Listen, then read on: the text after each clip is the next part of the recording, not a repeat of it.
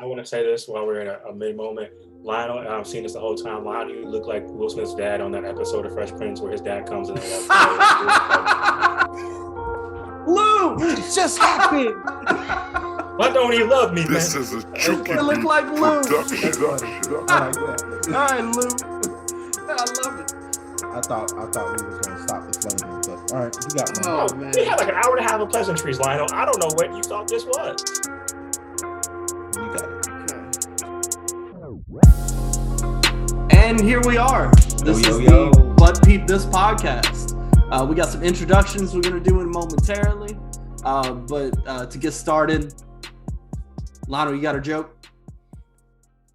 I always got a joke. Cam, all right, I got you. Here we go. Why did the blind man fall in the well? I don't know why. Because he couldn't see that well. He couldn't see that well. Your wife must be pregnant because you're making dad jokes already. Like this is a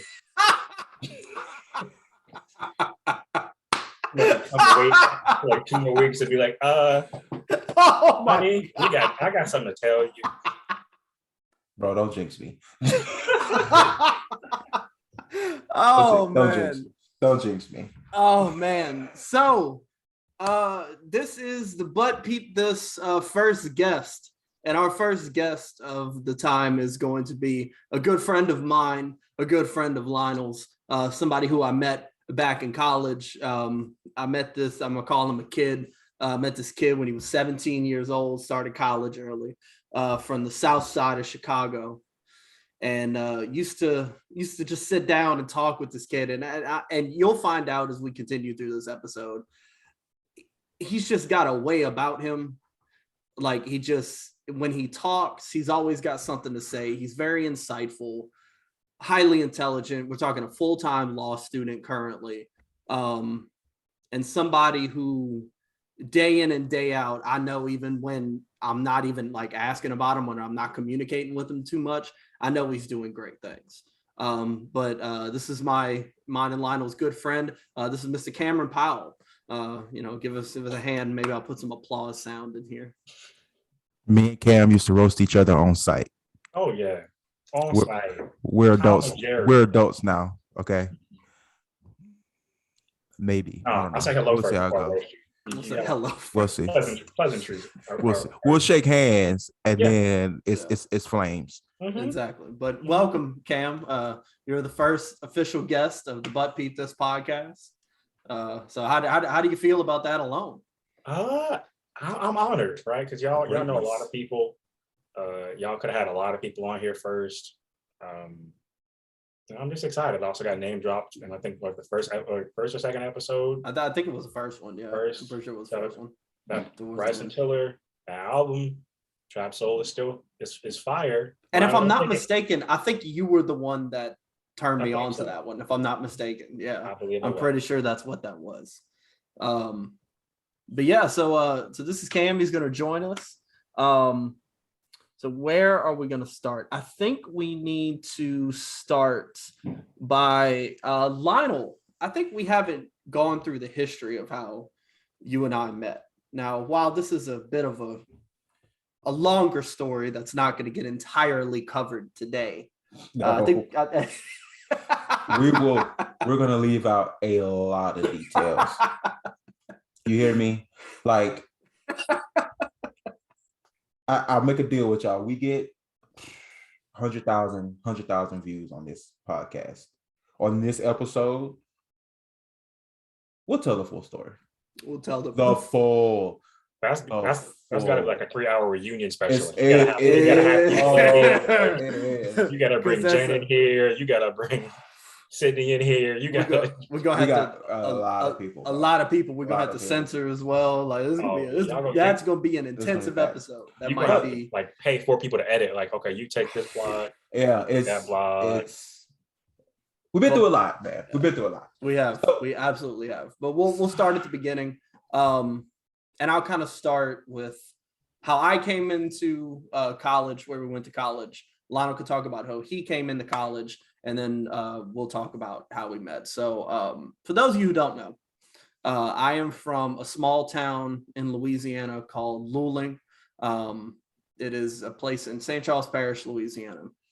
And I found out about Spring Hill College in two ways. Number one, they sent out a ton of information to the area I was in because I grew up in Louisiana, which is predominantly Catholic, you know.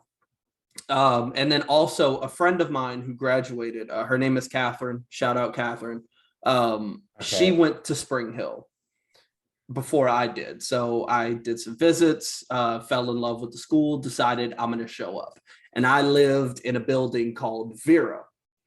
Vera which, you know, shout out Vera, whatever. You'll see why Lionel's doing that momentarily. Vera was specifically like a little bit more of like a new age, like residence life living. So where like back in the day, and which will be more on Lionel's side, you just kind of lived on a hall with a group of people and that's just what it was. They tried to group us by like common interests and what we wanted and things like that. And so I ended up in the fine art pod.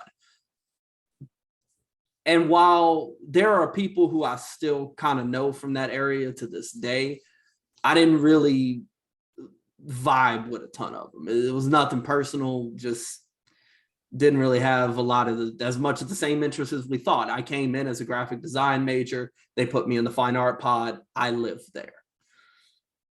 You want to talk about your living area by the soccer field? For the record, Cam, we do a lot of this, by the way. I grab my mic and I get close to the mic because what I'm about to say is important. I want people to hear it. So if you have a mic and you want something emphasized, just pick it up and we'll pick our mics up as well. That's what we do on the But Peep This podcast. Vera Hall was lame. The concept of it was lame. Like, that's stupid. The whole, your pod. It's just an extra door. That's stupid. It was stupid. Okay. Sean lived in the hall. They thought they were exclusive. It was just more doors, more keys. Half the time those doors didn't even work. They flat out did. Didn't work. And I'm not gonna throw shade on Spring Hill College because I'm not gonna do that because I love where I went to school and everything like that. But them doors, they just didn't work all the time. Like, honestly, I used to have to lift up on the door and turn the key to be able to open the door. I never had that issue at Tulane. Well, go ahead and talk about Tulane, Lon. So, Tulane, baby. I grew up in small town, rural Alabama, in Perry County. It will be referred to from this point on as the 5-3 PC. Shut up. Anyway, I don't know. I don't know. You don't need to know. You don't have to know. Anyway, I chose Spring Hill honestly because it was in Alabama. That was it for me. I was like, it's on the coast. It's cool. Went to Badger Connection. It was, hey, shout out to BJ. I hope you are all right out there in the world, BJ, if you listen to this podcast, yo. BJ, bro. Shout out to BJ, yo. BJ, man. So I lived in Tulane Hall, 3rd floor, 307, right? Which was on the soccer field. Although it wasn't pod life, which was lame. I hated my hall. Pretty much everybody on it. Because they were either a douchey soccer player, a dumb douchey baseball player, or both. And shout out to Reese. Shout out to Reese. Shout out to Reese. Shout out to man, we love Reese, man. Shout out to Florence. If you're watching Florence, man, hope he's doing all right. Shout out to Buge. Isaac Dent. With the Spider-Man jacket. You weird bastard. I love you, boy. I love it. So yeah, that was the squad for a while. Yeah. I didn't really click with those guys either. Like they all did their thing and I kind of did mine, but we hung out. And then one day I'm sitting at the lunch table, eating the pizzas, like, holy crap, like there's a buffet in here, fat kid paradise, right? Little short little white boy with no beard at the time, walks up, was like, hey, yo, can I sit here in this little Louisiana accent? I've seen him around. Yeah, sure, sit down. What's up? This is college. This happened on American Pie. People sat down and I did not mention American Pie. I'm mentioning American Pie now. Stop it. I said in my head, this is how it happens, and then Good Charlotte plays out of nowhere, and then you end up at a party. You know how it goes. Okay. Listeners, for the record, I did not bring up American Pie when I sat down with Lionel. For those of you who don't know what it is, don't look it up. I brought up American Pie. Anyway, so Sean comes and he sits down and we're talking. Sean's not shy dude at all. Neither am I. So yo, I'm a football fan. He's like, oh, you're an LSU fan? No. Roll Tide.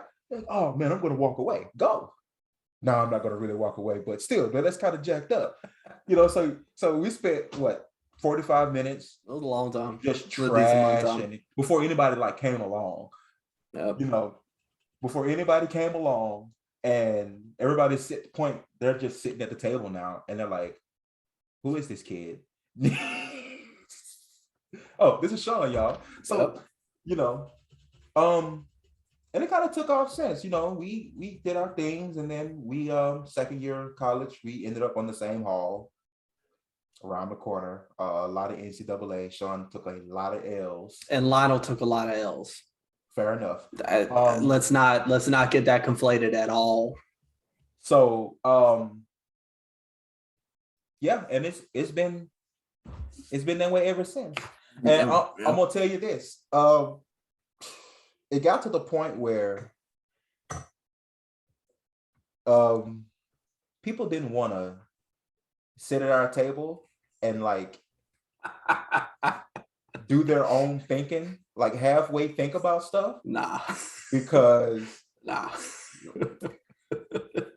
Don't say nothing stupid. Can't. There was a kid, I've never seen this kid again. I saw him maybe a week or two after this happened, and I never seen him again. He tried to argue with us. I don't know, Sean, you were there. Depending on what you say, I'm gonna upside down triangle. I came in at the tail end of the conversation. Okay. So there was this thing where I was looking at something and he goes, oh, that's an upside down triangle. And I'm like, there's no such thing as an upside down triangle. And for 2.5 hours, it was, yes, there is. No, there isn't.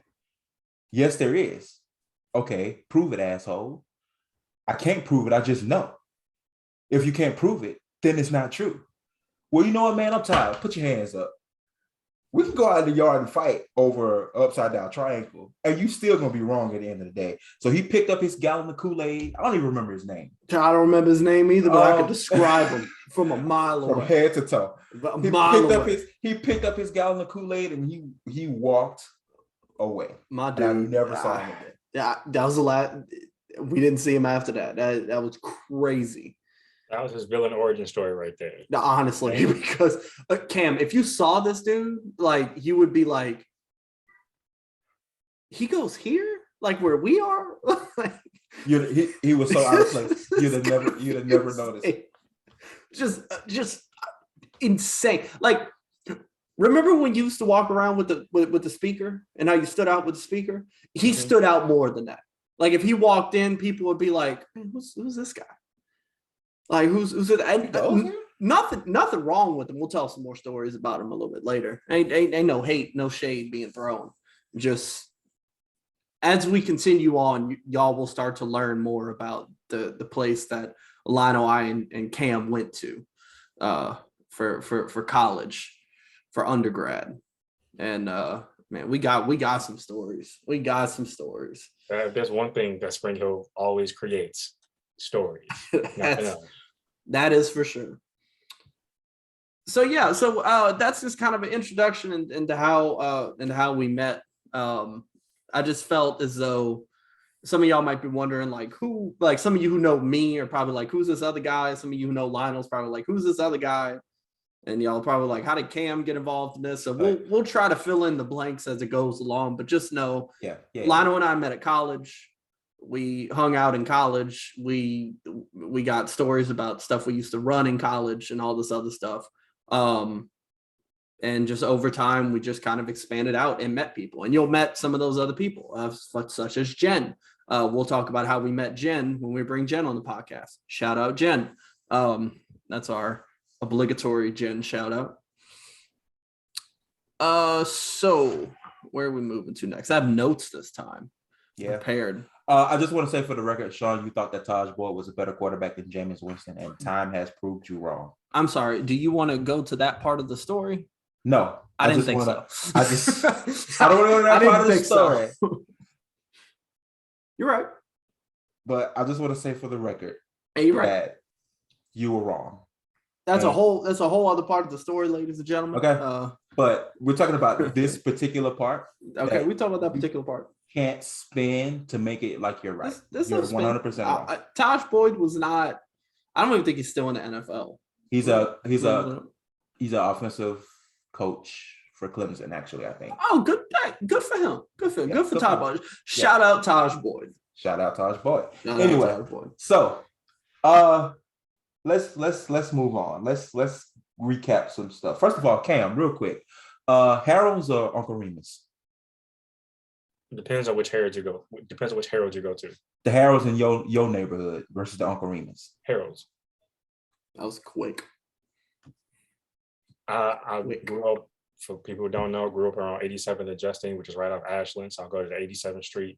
Harold's, if you know, it's right next to the red line stop. Harold's be bussing all day, all night. Could be a Tuesday, it could be a Thursday, it could be a Sunday. Don't matter. What's your order?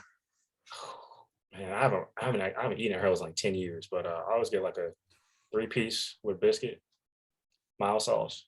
Sometimes I get spicy. You want the mild sauce all over, or you dip? Depends on how I'm feeling that day. I'm gonna say this, and we'll get to it. DC Mumbo sauce is killing Chicago mild sauce. Long shot. Not even close. That is an opinion that you have, and I will respect that opinion. Okay. So last week, we were discussing not the geographical South, but the culinary South. So Cam, what's the culinary South for you? Culinary South is Mississippi, Alabama, Georgia, Tennessee, the bottom half of South Carolina, Fayetteville, Arkansas, and that's it. We threw cities in there, through certain locations of states. Listen, did you throw Texas in there? You didn't throw Texas? No, I did not. Texas is a whole different thing, in my personal opinion. Like, that's a choice. I would say Houston. If someone already put in favor, I would say Houston is part of the culinary South. And the other parts of Texas have their own thing going on. It's not a bad thing, but I wouldn't consider like culturally and culinarily the South. Yeah, because you think about like Austin, like that ain't the South. I agree with that. I will not give you Carolina. I can't do it. Carolina is the East. So there was a question that came up last week where we were talking about barbecue, and I had posed the question of, is barbecue inherently Southern? And some of you actually gave us feedback on that, and we did some research. And Lionel, you want to tell them? It ain't Southern. It's not Southern. It ain't Southern. It's not Southern at all. So the Carolinas are out. Like I said last week, it actually comes from the Caribbean. Shout out to the Caribbeans, bringing us barbecue. Arkansas the state deserves more of a discussion, because when you go and you look at some of the stuff that they did, like cheese dip, that's Arkansas. Fried pickles, there's no conversation, but it's Arkansas. Arkansas gave us cheese dip. They gave us fried pickles.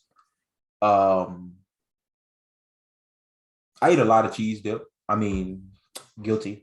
I ate 0 fried pickles. But I don't eat fried pickles. But I feel like I don't eat pickles, period, actually. 7. Horrible. 7. 7 pickles. Sean has had at least 7 pickles in his life. Anyway, so the cameras in here or something? What the so fuck? the What is that? the culinary South. We're not moving past that. Wait a Yeah, minute. we Time out. are. Wait a minute. Where did that come from? That was just a guess. Christ. All right. He gave him so much confidence, like he knew affirmatively that I've was had at it. least 7 pickles in my life. You know what? But was I wrong though? Yeah. Yeah. I'll give you at least 2 that I could think of off the top of my head. Anyway, we're not going to sit here and talk about your pickle count. So barbecue is out. Yeah, barbecue is out. So in my opinion, the Carolinas are out. Tennessee. I unfortunately have to concede that one. You are correct on that one. I unfortunately have to concede that one. Tennessee, Mhm. Georgia, Mississippi, Alabama, Louisiana, Arkansas.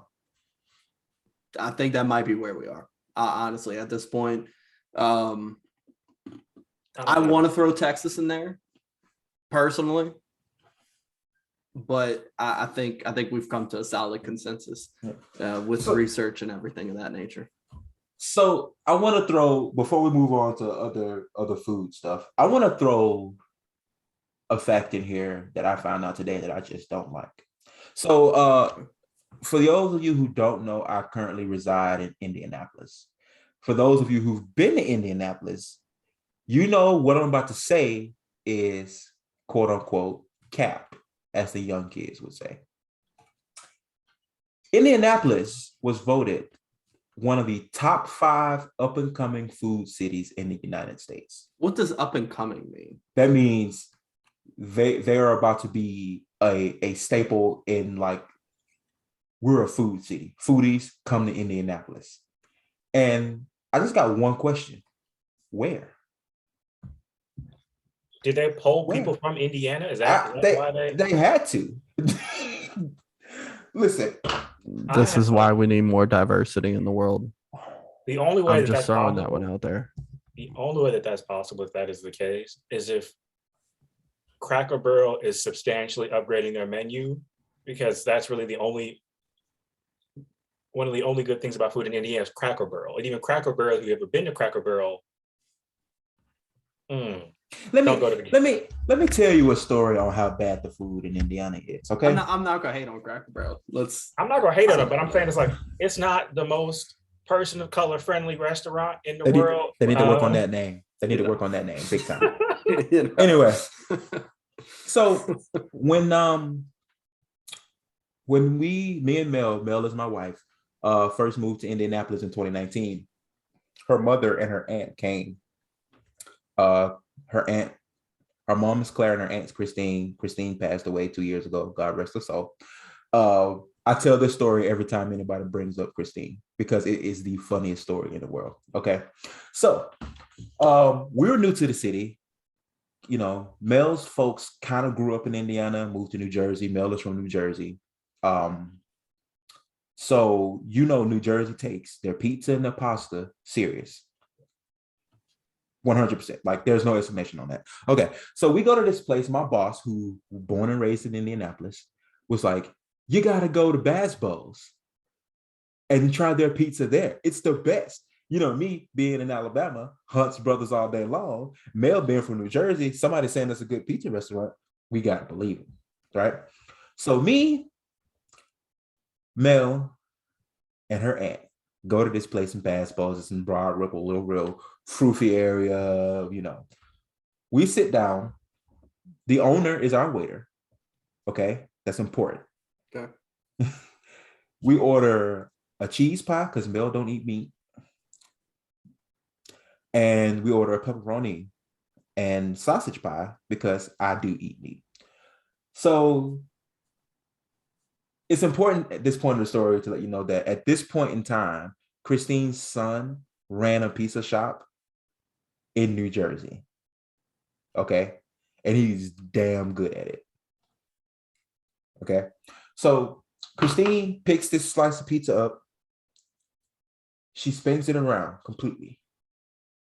Takes a bite, puts it on the plate, takes her mouth, takes a napkin, and sits it there. And she goes, "This is disgusting." And she didn't even chew it. Like, so we're sitting there and we're kind of like, we kind of just paid like $50 for this pizza. Like, we gotta at least stomach it for a little bit. So she was like, "No, I'm not eating it." So you know me, I'm like, "Wow, we can't waste food." So Emotion. so the waiter comes back to the table, and I knew what was about to happen because Christine has always spoken her mind, right? I'm trying to get the tab. Let's go. You know. So we paid the tab, and you know, he's like, "So how was it?" She was like, "No." Just Pretty about. much. She's like, "No, like this ain't pizza. Like, it would have been okay if it wasn't for the crust, the sauce, the cheese, the seasoning, pretty much the whole pie. You should have just like not made pizza today." Oh my God. And the owner is like, Oh my God. and so I'm like, "Oh, we can never come." I have not been back there since. Like, She it's read been that 3 man's whole dream fulfilled. Like, Oh my it God. gets better. So at this point, you know, me and Mel are like, "Oh my God, that was horrible." We're walking to the car, you know, we're getting ready to go. You know, I unlock the car and I'm like, Mel, where's Christine?" Christine is being walked out by the owner, right? He's walking her to her car and she's still trashing his restaurant. Well, you know, and then, you know, in New Jersey, you know, we have actual crust. I don't know what that crust was you had. I don't know if it was Oh my crackers, God. or if it was unleavened bread. I don't know if it was Passover or what. Like, do you guys use like tomatoes when you make sauce, or is that like tomato sauce out of a can? Do you use fresh ingredients? Anyway, this whole experience could have been better. And I hope that my critique will make you a better person and make you a better restaurant owner. And she gets in the car. "You guys ready to go?" "Okay." All right. That's incredible. Oh my God. So That yeah, is- I was, and honestly, that like I haven't had anything in Indianapolis that it's like, you know what, I had the best like meal of my life at this bar in Indianapolis or this restaurant. It hasn't happened. All right. I've gone to Chicago and had a is it a gyro or is it a gyro? It's a euro. You could say it 7 different ways and they're all correct. Okay. So yeah. And I was like, this is fire. They only took cash and it was bulletproof glass. Oh yeah, And yeah. it's like, Wait, yeah, this you my remember what street you went to? oh, I got it pinned. I have to send it to you on the thing. Like, I'll Or get should it to have you it later. pinned. Of course, it's Well, pinned. we have a rail yard there, so we do business there. So Oh, I yeah, didn't know you had a My rail. homie Jason works at the rail yard. I don't know if you may or may not have met him at the time. we have a rail yard at BP Whiting. So it's on the south side, but it's closer to Indiana than anything. But I know where it is. Like he yeah. stays in Hyde Park, so he goes over there every now and again. So I'm gonna have to ask him. Yeah. So we're gonna put Cam on the spot because people have been hating our stuff for the past 2 weeks. So That is true. all right, Cam. So here we go. We need one unpopular food opinion and 3 foods that you absolutely hate. Okay. Unpopular food opinion. Well, you already covered coleslaw last week. Mayo cabbage is what we Mayo refer to it. Mayo cabbage. The only good way to eat coleslaw is by taking it and politely putting it in the trash.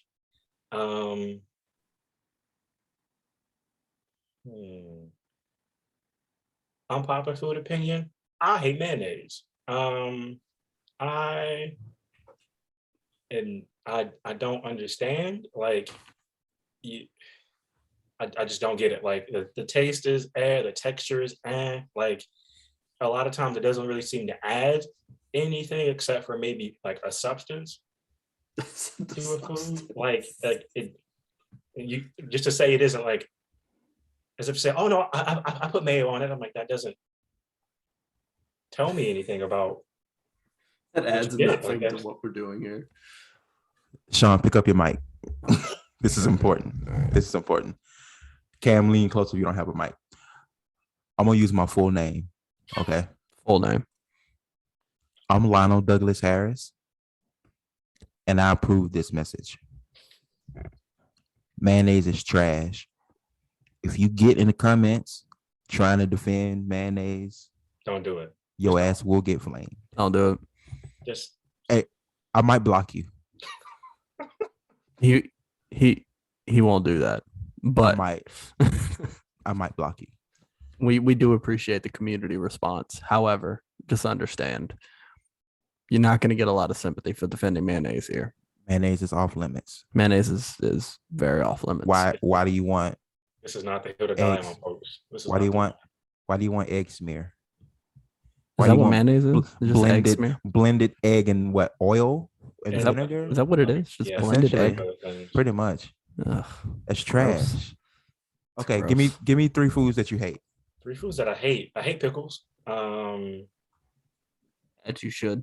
What's up with this pickle slander, man? Well, like it's for me, it's like I don't feel like explaining it. It's just a salty vinegar cucumber. Like I don't see a point.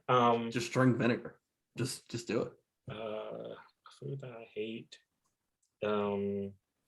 I do not like greens. This is probably an unpopular opinion. Okay. Mostly define greens. so like collards, when someone makes them extremely slimy and extremely greasy, I don't like them. Like now, if they have a little bit more crunch to it, a little bit more like it really depends on how they're cooked, but overall, like I've had them. I've had people's grandmothers have like made them for me specially. I'm like, I'm sorry, no respect to you. You're cooking. The rest of your cooking is fabulous. It's not you. It's legitimately just greens in and of themselves. And You did ask for unpopular opinions. I did, and that is very unpopular. I know it is. I know you don't have to tell me that. That's very My unpopular. entire family is blackety black. I know it's an unpopular opinion. Ooh, yeah. The name of this episode is going to be Cam Always Delivers. I'm just letting you know that right now. I like slimy greens better. You know what? We'll workshop it. So my third popular opinion, I don't like carrot cake. Okay, now you taking this too damn far now. All right. I'm with you on the mayonnaise. I'll give you pickles. Like everybody can't make greens, especially you grew up in Chicago. I don't imagine everybody in Chicago know how to cook greens. It's something in the water in the South. Comment though, but Chicago people are just Mississippi people with coats. Because like my entire family's from like, I think it's Hazelhurst, Mississippi. My entire family, and they moved there. Mississippi people with coats might be that might be the new episode title.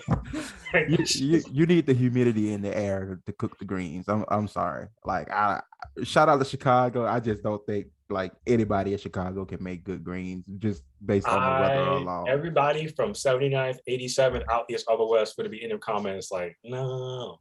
But you know what? That's your opinion. Y'all come at me, Chicago. I'm with it. I'm with the shit today. Okay. Let's not challenge Chicago. Like Well, there's a couple of places we should challenge. I don't think Chicago. Shout out Chicago. I'm talking about food. All right. Okay. Let me make this very, very, very precise and clear. Like I'm going to challenge Chicago. Shout out to Chicago. Did I say shout out? Did I say shout out to Chicago? So shout out Chief Keef. Carrot cake is one of my favorites. I get why some people don't like it. I personally love it. I mean, that's more for you. Like if wherever a place you're a carrot cake, have my serving, have my slice. Go ahead. Yeah. Go crazy. I don't necessarily like pickles. Like if I got a sandwich in front of me, I'm not gonna be like, oh, I forgot the pickles. Or if pickles were an option, I'm not gonna put them on there. But if pickles are on there and they're not annoying me, you know, they get to stay. Like you go to Zaxby's and you get a chicken sandwich and they got 2 pickles on the top. Yeah, okay. But as far as like, oh my God, let me get this pickle with this little fork and just like get down on a pickle. Nah, that ain't me. Oh, wait, okay. Go ahead, Sean. I'm gonna call out my students for a second, and mostly any young person that's listening to this podcast. Y'all listening? Y'all with these hot pickles in the bag. It's the grossest thing I've ever seen in my life. I was just about to say, did y'all have those like 5 people in y'all school who came 8 a.m. with the flaming hot chips and that pickle in the bag from the corner store, just chomping on that thing at 8:05 in the morning every day? Like, what is? Well, we didn't have corner stores where I grew up. Y'all worry me when y'all do that. That's like I'm concerned. You have no liver at this point. 0. Like, it's first period. We just had like French toast in the cafeteria. You also have high cholesterol. You should probably get that in check too. So take it from us at the But Peep This, the podcast. Leave them damn hot pickles alone. Leave them alone. Please. Those things are like just no, please no. Leave them alone. Just now, if you want to switch to something, switch to the Kool-Aid and sugar in the bag. You could do that. That's fine. But anyway, yeah. So, list of foods that I hate. We'll be here all night. But I'm gonna start with I hate okra. Fried, steamed, whatever. Like, it's a slimy string bean. No, thank you. Okay. Like I said, I hate mayonnaise with an absolute passion. Like, I'll slap somebody if they put mayonnaise on my sandwich and I told them not to. Like, it's that serious. I don't eat potato salad. I don't eat sour cream because it looks too much like mayonnaise. Like, I don't trust when people are like, oh, that's ranch. Nah. That smell like mayo. Nah. That's ranch. Nah. You see, Lionel. You lied to me. Pretty much. Hey yo, so Sean, what do you hate nowadays, food wise? We know you hate pickles. Yeah, there's honestly nothing in this world that I hate more than pickles, to be honest with you. But if I had to pick some other stuff, this is gonna be an unpopular opinion. Everything we've said has been an unpopular opinion. I'm gonna get my black card revoked the moment I step out. Your mama go. My mother knows. My mom knows. She knows this is about me. I've always been this way. I've been 10 toes down on these things since childhood. Like, this ain't new. I think fish is overrated.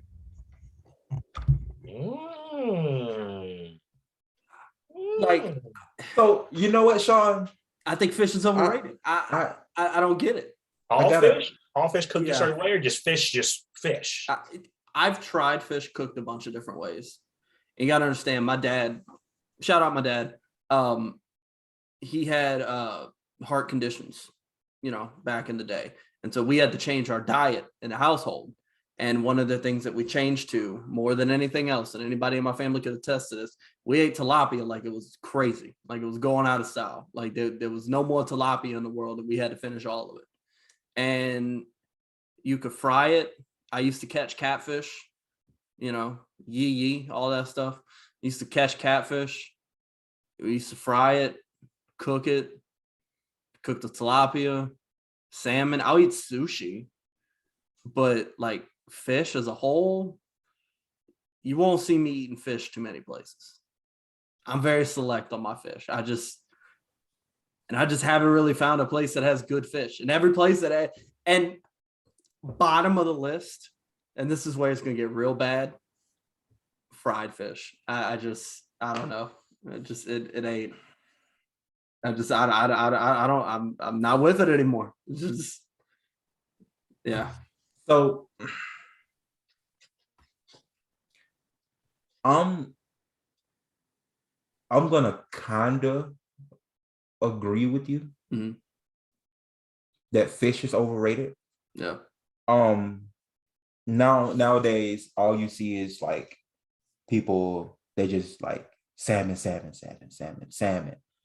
honey garlic salmon, lemon butter salmon. It's like, ew, that does not look like fish with honey on it. It's slimy. It tastes like fish, which I think is horrible. I hate when people are like, "Oh, your fish shouldn't taste like fish," and then every fish I eat tastes like fish. It was like it's not supposed to taste like fish. What is it supposed to taste like? Butter? I might as well just bite in the butter.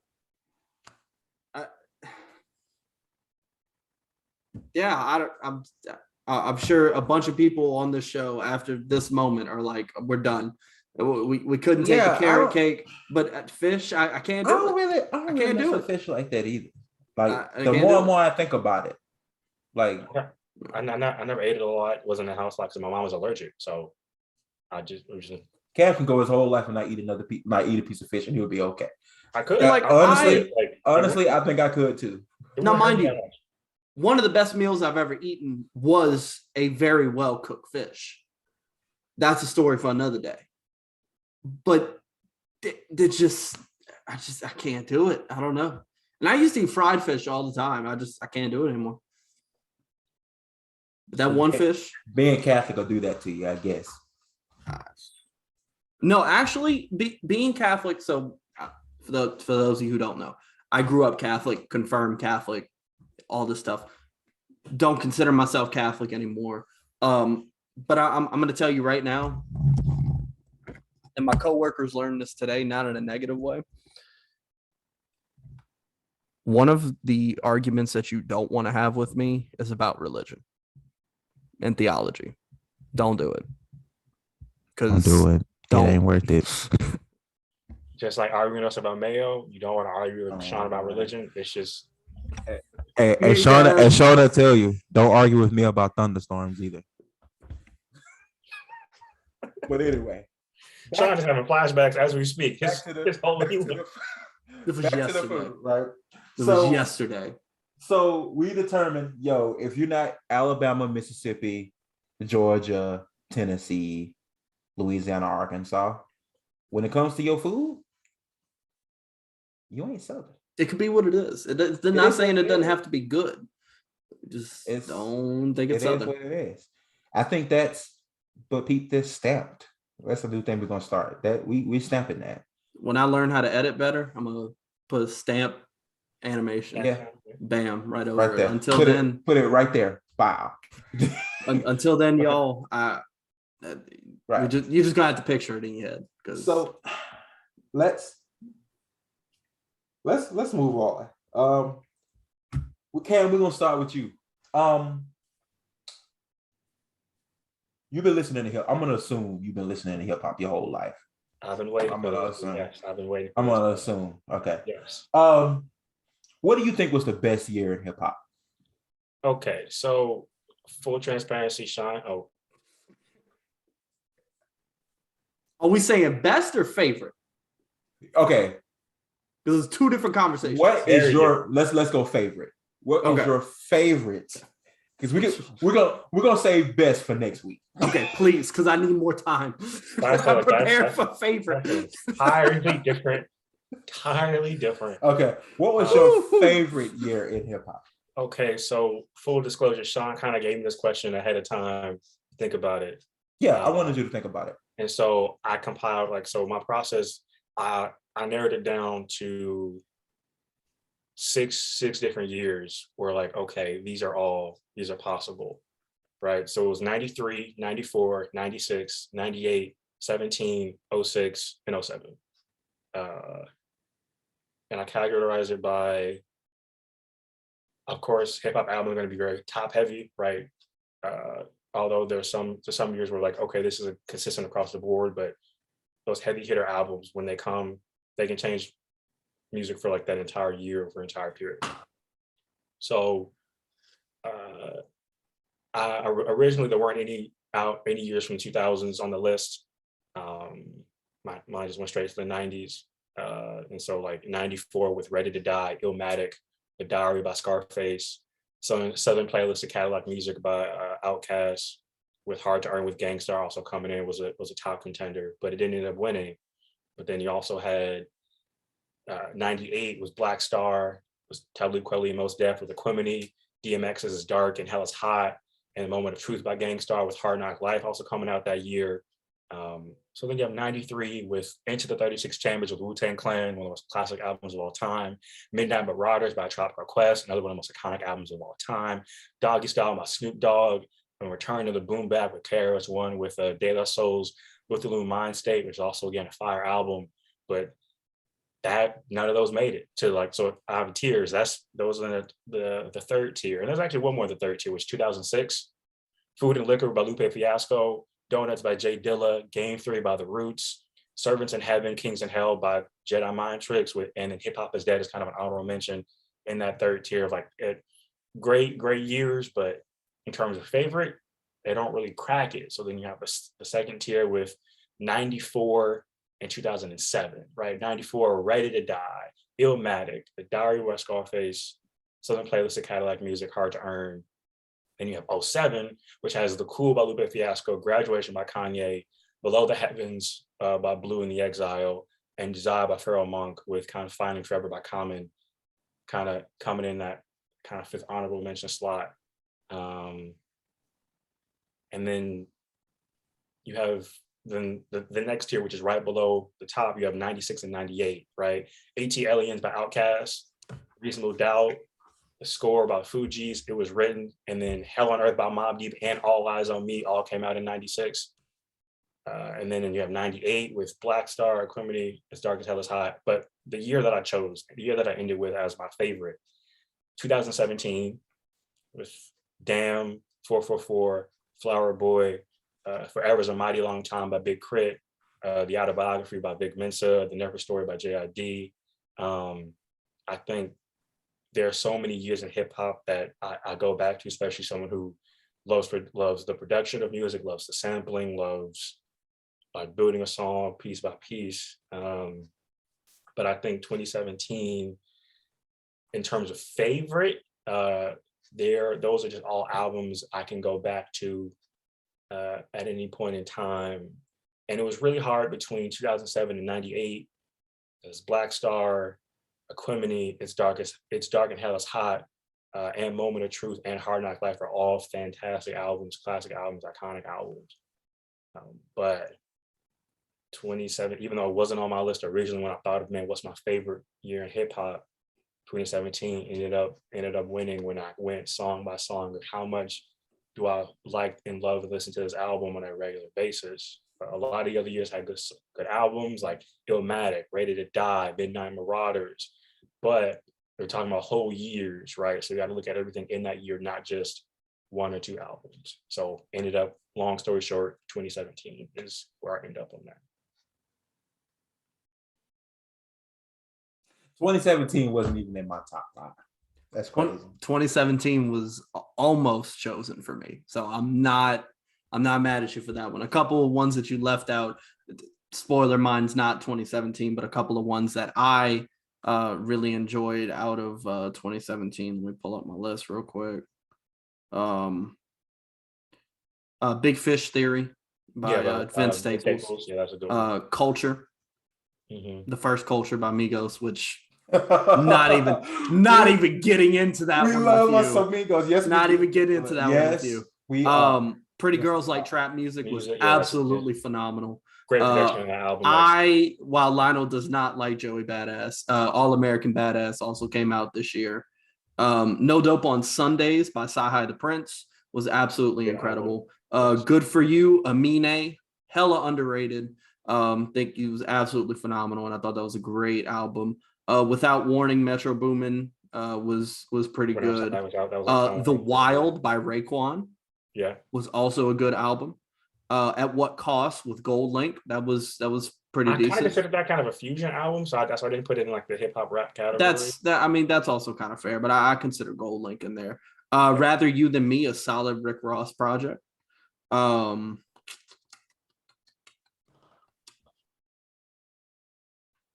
I feel like there was one other. I Decided was on here by Big Sean, which was also very solid. That was the next honorable mention after Big Mensa's Yada. And Saturation 3 by Brockhampton. So I think if again, For all you old heads and new heads out there who are going to come in these comments and tell us that we don't know anything about hip hop, we are very clearly saying our personal favorite. I was Y'all born heard in the list? 1995. I was born. Feel I was me? also born in 1995. And I was born in 97. Y'all heard the list? The list had things before I was The born. sugar- Don't do The it. Sugar Hill Gang ain't gonna be on this list, my Not guy. gonna be on this list. However, Run DMC ain't gonna be on this list, my guy. I can rap the entirety of the Sugar Hill Gang's only song that they're known for. I just want that to be. I just want that to be known. I'm gonna call your bluff on that one day. That's One fine. day, You do one it day, at I'm any gonna call point in your time. bluff on that. Any point in time. So, what was your favorite year? Mine? Yeah. Okay. So I can guess I'll start go through my naming that one. process as well. So I narrowed it down to 3. I'll leave out the one that I picked for last. So like I said, 2017, some of the ones that Cam said, obviously some of the ones that I said. My next one that I looked at was actually 2014 for a huge reason. So understand, before I get into this, my journey through hip hop is the most recent. I started listening to hip hop heavily in 2013. So when I'm looking at 2014, I'm looking at albums that I enjoyed very heavily because they were kind of the beginning for me. So I looked at it, Run the Jewels 2, phenomenal. Oxymoron, Schoolboy Q is one of my favorites all time. Listen to everything he's put out. Haven't really had a problem with too much he's put out. I gave Crash Talk a terrible rating and not a chance before I really listened to it. Pinata, which was Madlib and Freddie Gibbs. Arguably one of the best albums that's ever been created. You can at me on that one. I'll have that conversation with you. And that's not even me saying that. That's like other people saying that. So before you hit me with other stuff, people put Pinata on the same level as Mad Villainy. Don't at me. But I also want to point out Madlib was a part of both. Cadillactica by Big Crit was a big thing for me. But the biggest one on here, as I was going through and looking at 2014 Forest Hills Drive, huge for me when it came to introduce, like, coming into hip hop. Huge for me. And an album that I still like get goosebumps about when I think about it. But as I was looking, and you also have Faces by Mac Miller and Kawhi by Donald Glover. So you had listen. We could get into that one later. We ain't got to get into that one now. But I didn't go with 2014 mainly because there weren't a lot of ones on there. So I went through and I started looking at some years around that. And I landed for my personal favorite year of hip hop, 2016. Let me explain why. Is your favorite? My favorite year. You're going to understand why momentarily. So the first thing when I pull up this list, we got it from here. Thank you for your service. Tribe Called Quest, great album. Phife Dawg's last album that he was on, Recipe Phife. A Tribe Called Quest was, before I even listened to hip hop, I knew who Tribe Called Quest was, to put it in perspective. I'll leave the big one towards the end. Untitled Unmastered by Kendrick Lamar. I don't have a lot to say about it because I haven't gone through and analyzed it like I do other stuff. But it's good. I don't really think there's anybody who can sit there and tell me it's bad. Coloring Book, Chance the Rapper. I'm going to write it down as the last real album he put out because we're not going to talk about whatever this last thing was. Blank Face LP, Schoolboy Q. I go back and forth on what's my favorite Schoolboy Q album. And a lot of times I end up in 3 places. Blank Face LP, Oxymoron, Habits and Contradictions. And I go back and forth a lot. But to be honest with you, Blank Face LP, I probably had the most amount of just fun with. I mean, Blank Face LP was so good. Jeffrey by Young Thug was great. I know a lot of people don't feel that way. I feel that way. I like Young Thug. I think he has his moments, but I like Jeffrey a lot. Jeffrey likes you too. That's fine. He could like me too. And the Anonymous Nobody, De La Soul, another absolutely incredible album. Isla by Kevin Gates, my opinion, the best album he's made. Fantastic. Telephone by No Name, for those of you who don't know who No Name is, that album was absolutely incredible. Run the Jewels 3 was great.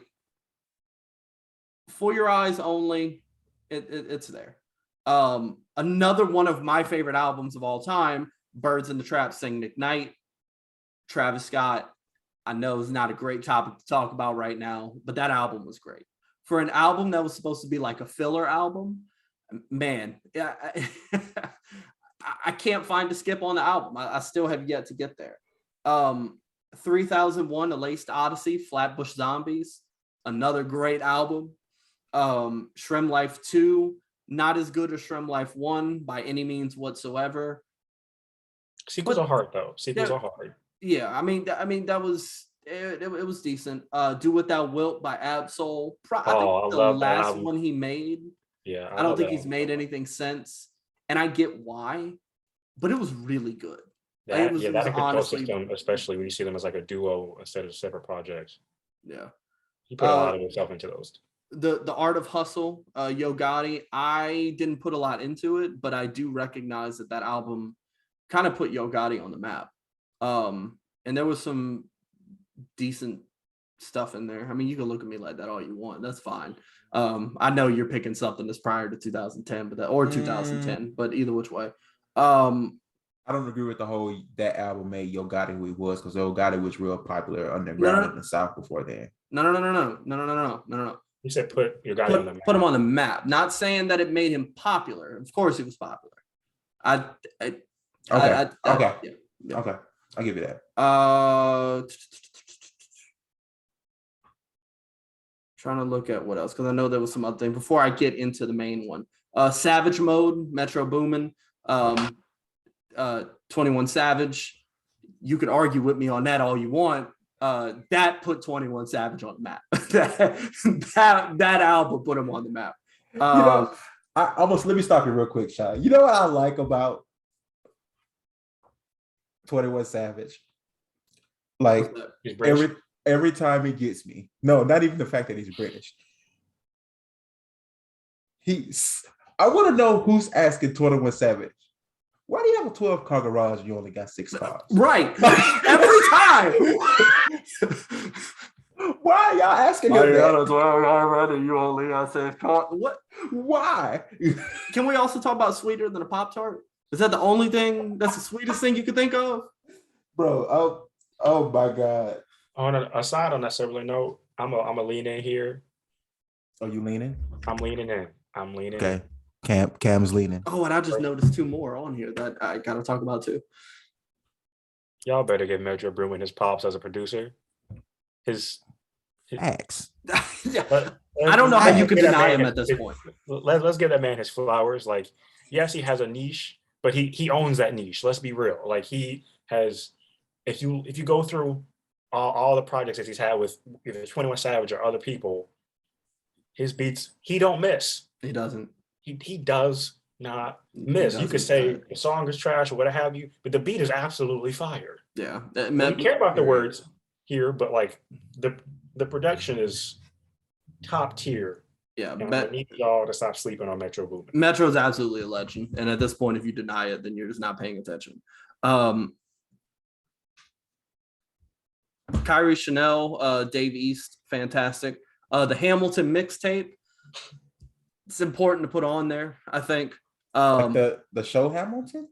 Correct. Yeah. So like the mixtape that they put out where other rappers got on to the beats that were being made. You know how Hamilton was like really big for like bridging the gap between like Broadway and like hip hop culture and bringing them together. Like, yeah, pretty. And as a person who loves musical theater, pretty big deal. But the 2 albums that make this my favorite year of all time are 2 albums that I've talked about on this podcast prior. The first one is going to be Yes Lord by No Worries. Came out this year in 2016.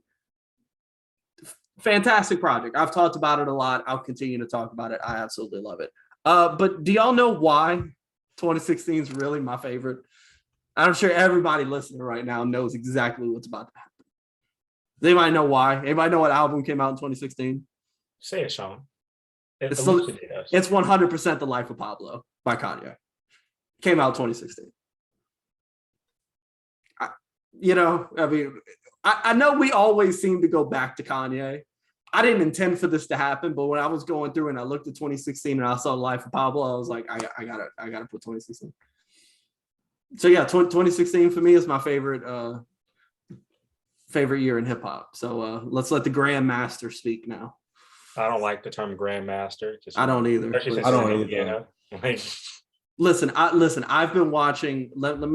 Here's the thing. I've been watching Seven Deadly Sins, and they call their top knights in there Grandmasters. That's why it was. I appreciate you. 7 Deadly Sins is I lit, by the way. appreciate you.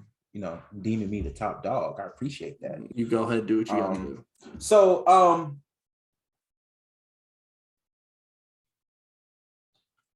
I'm gonna. It's 3 years for me. It's 07 because What I tell you prior to 2010. What I tell you, I knew it. I mean, 07 was on my list too. I'm not judging. just 07 because I was pretty much in that transitional period in your life where you're starting to notice stuff, just becoming a man. And 07, like albums you didn't mention, Cam. 50 Cent, Curtis. Oh, that was I Get Money. Like, okay, Kanye West, Graduation. That's yeah. the best album of 2007. All right, no, we're gonna have to get there. UGK's Underground Kings International Players Anthem. Yeah, you missed that one. And that's when the International Players Anthem was on, isn't it? Yes. Fabulous, From Nothing to Something. That's a good one. I haven't listened to it much, but that's okay. I mean, Timbaland Shock Value. I haven't listened to Timbaland Shock. That is an underrated album. I will give you that. Apologize? The remix? Okay. Then you got, T.I. versus T.I.P. Listen to a lot. T.I. before 2010, before he went to jail, was T.I., right?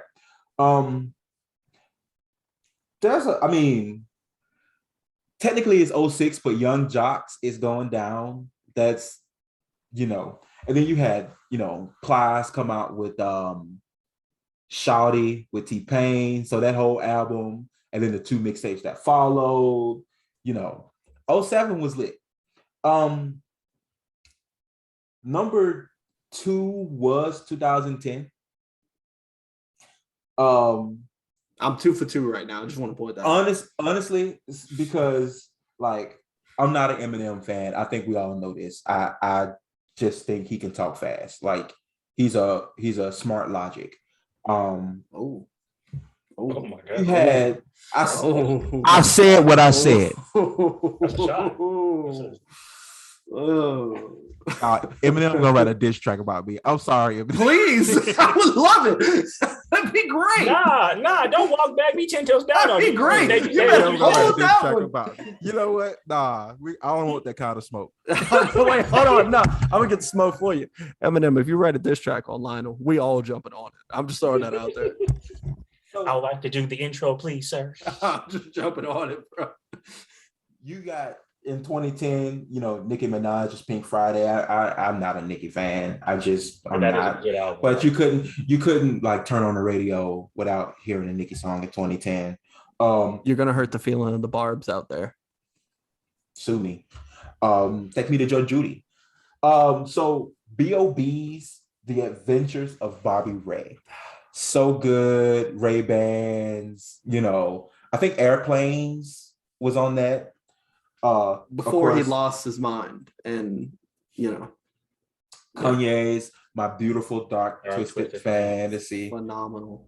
Runaway, fantastic. Lil Wayne's I Am Not a Human Being, gonorrhea, the whole mixtape. Hey, you know what? The Rebirth album.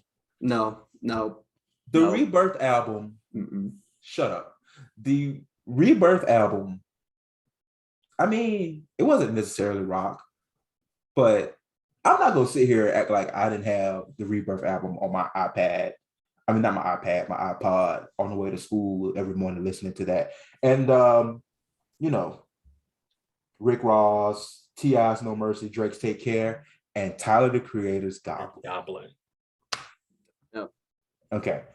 So it was hard, but actually my favorite year in hip hop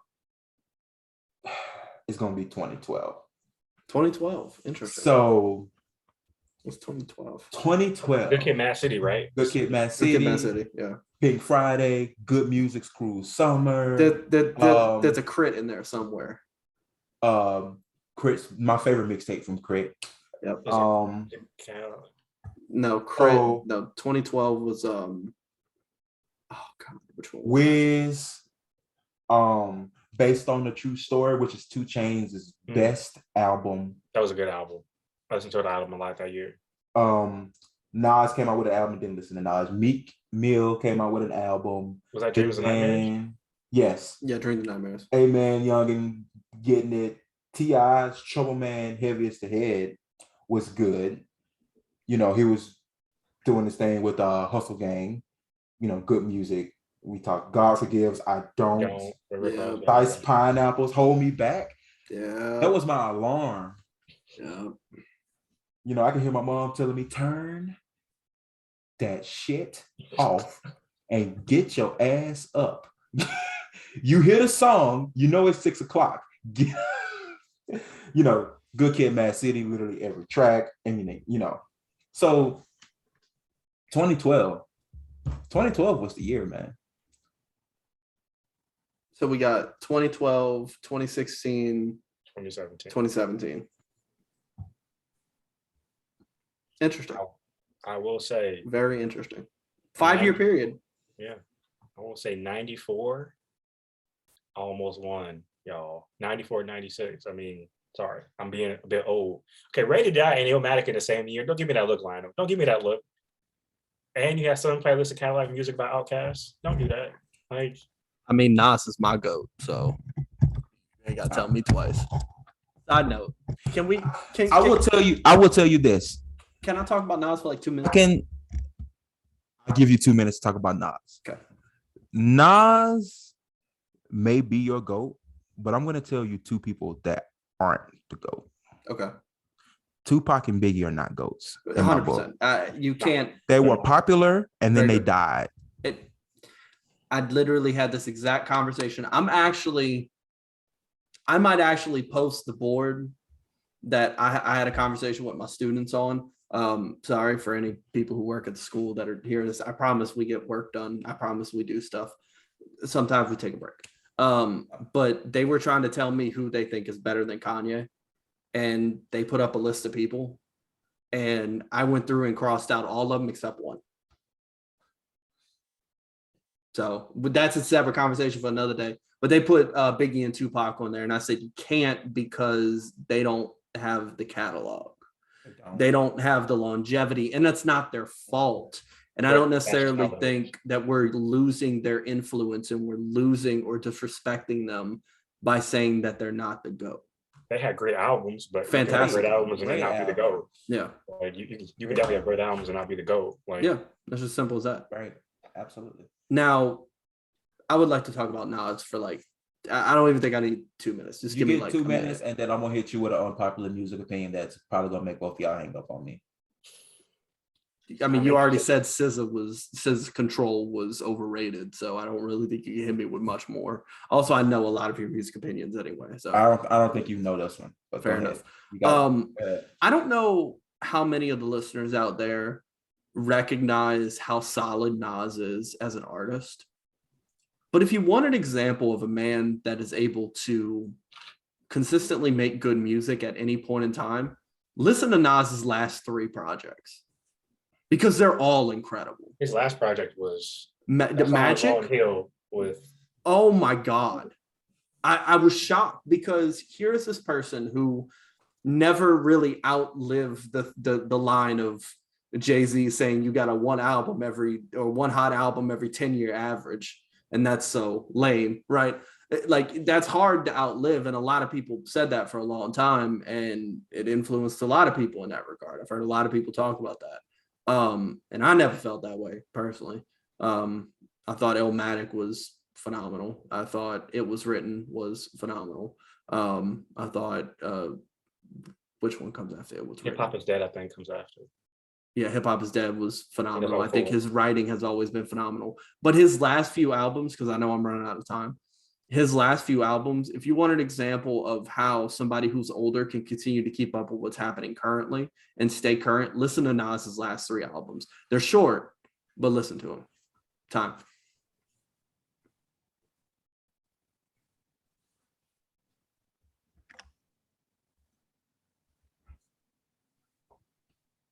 I don't think J. Cole is all that. I was having this conversation with my students, actually. Why do you think that, Lionel? I'm interested to hear your reasoning. I'm not mad at it. I just like, I just listen to it. Like, I'll listen to a J. Cole. Like, he has like 7 or 8 songs that I'm like, yeah. But What are those 7 or 8 songs? The one he did with Luth and the Baby. The one he did with what? Luth, is it Luth and the Baby? Luth and the Baby. Okay. Luth and the Baby. Under the Sun. Yeah, Under the Sun. Yeah, Under the Sun. Can't Get Enough. No Role Models. Okay.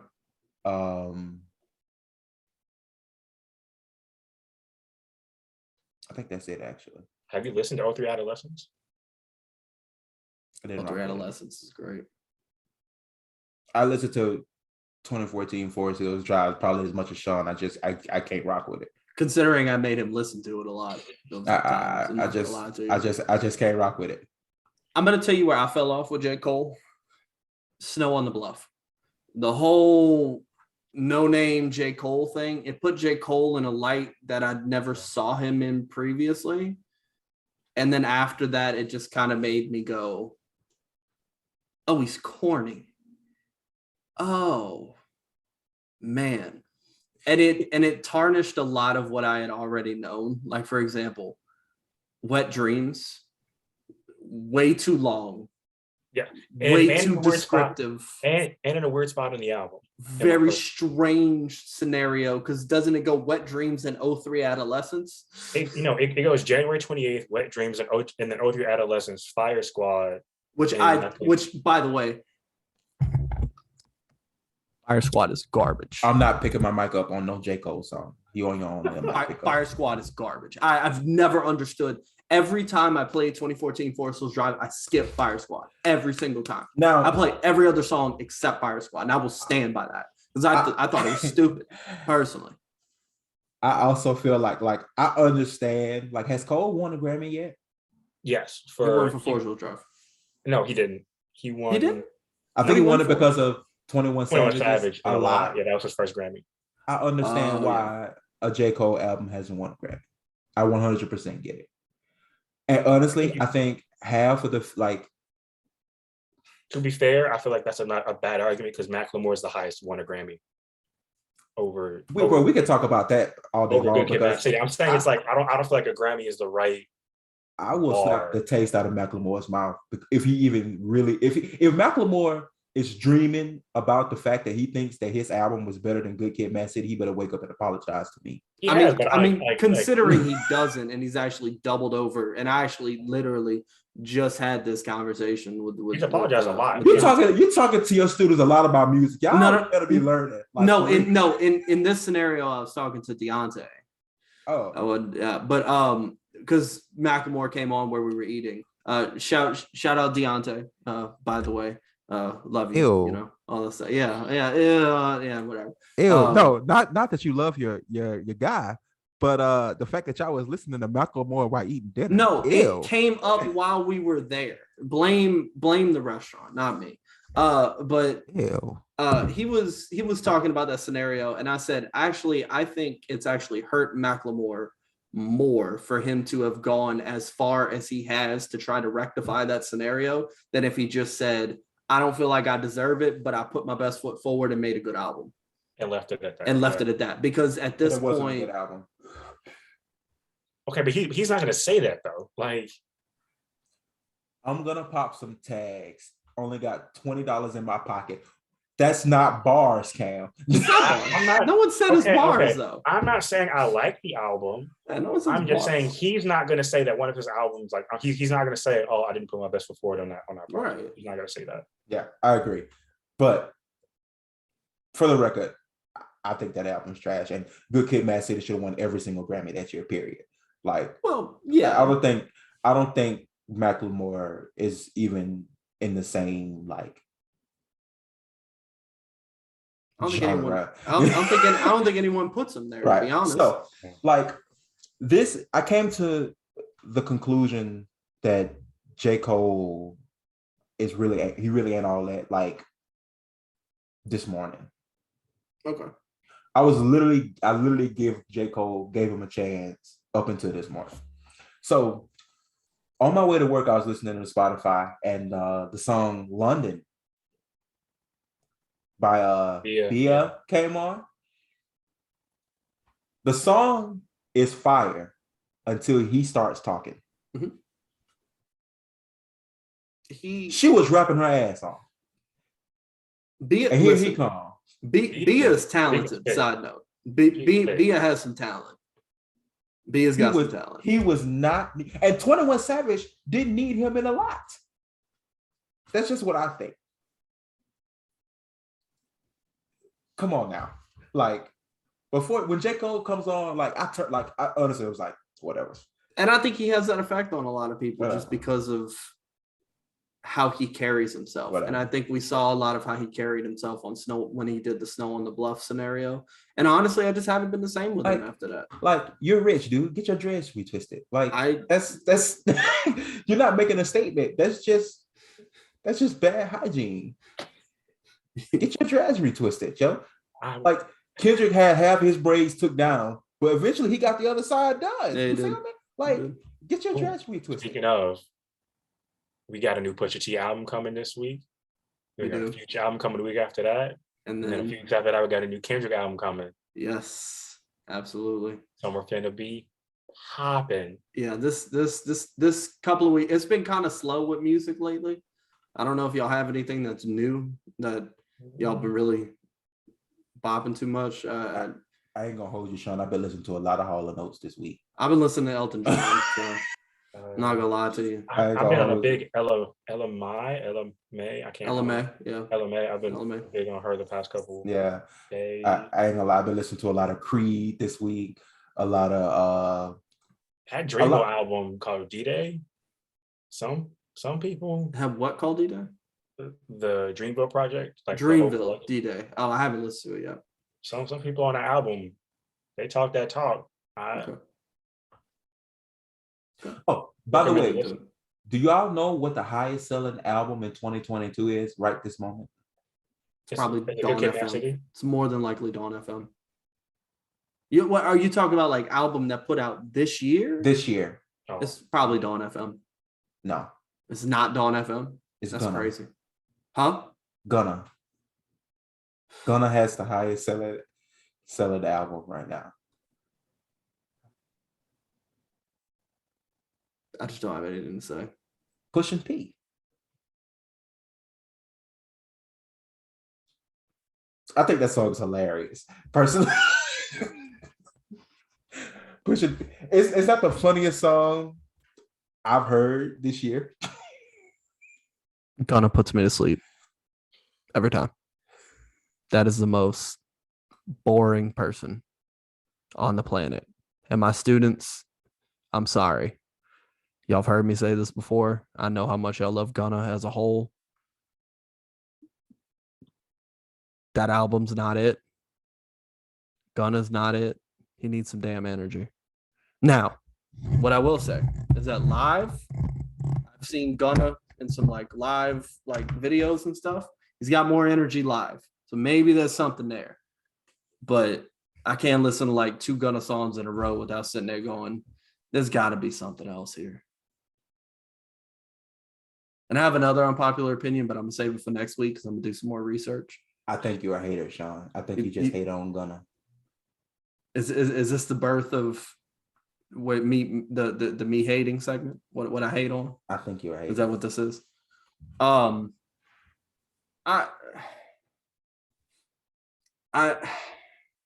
Can you tell me what he does that is No, good? I agree with you. I'm a hater. I'm a hater too.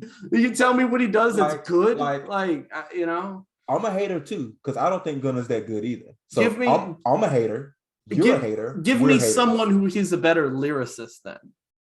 Give me someone who he does better production than. Miles. That's easy. Miles is not a real rapper. Sorry, Miles. Miles is you're still underground. You're still doing your thing. Good luck to you. You told me to name a rapper. I named a rapper. Name a mainstream rapper.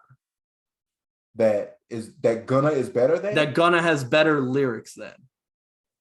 So I'm gonna give you one lyric that's gonna end the whole conversation. So whenever you're ready, let me know. Okay. I'm agreeing with you, but I was just trying to think of a rapper who was worse than Gunna. I don't think they're. We're not talking about Miles. Maybe Young Boy. I don't see what people see in him. No, I'm not giving. No, Young Boy's got better lyrics. He's got better lyrics. Anyway, Better so lyrics. real quick before we move on, we talk about lyrics that just make you go, "What the hell?" Let's talk about Juvenile real quick. Sean, I don't know how far back you go when you listen to music, but Project Pat made a song, I think it's early 2000s, called "Make That Ass Clap," and Juvenile is featured on this. Juvenile said in this song, "Tell your girl to shut up. You in here with Nathan." What did Nathan do? Wait a minute. Sure, Tell your girl to shut up. You in here with Nathan. What's the name of this song? Hold on, because I just looked up. What's the name of this song? Let me look at the lyrics. It's called "Make That Ass Clap." A Southern classic, by the way. But yeah, he said that's what Juvenile said. He told, "Tell your girl to shut up. You in here with Nathan." Like Nathan, like what? Every single Nathan at that point was like, "I'm in a song."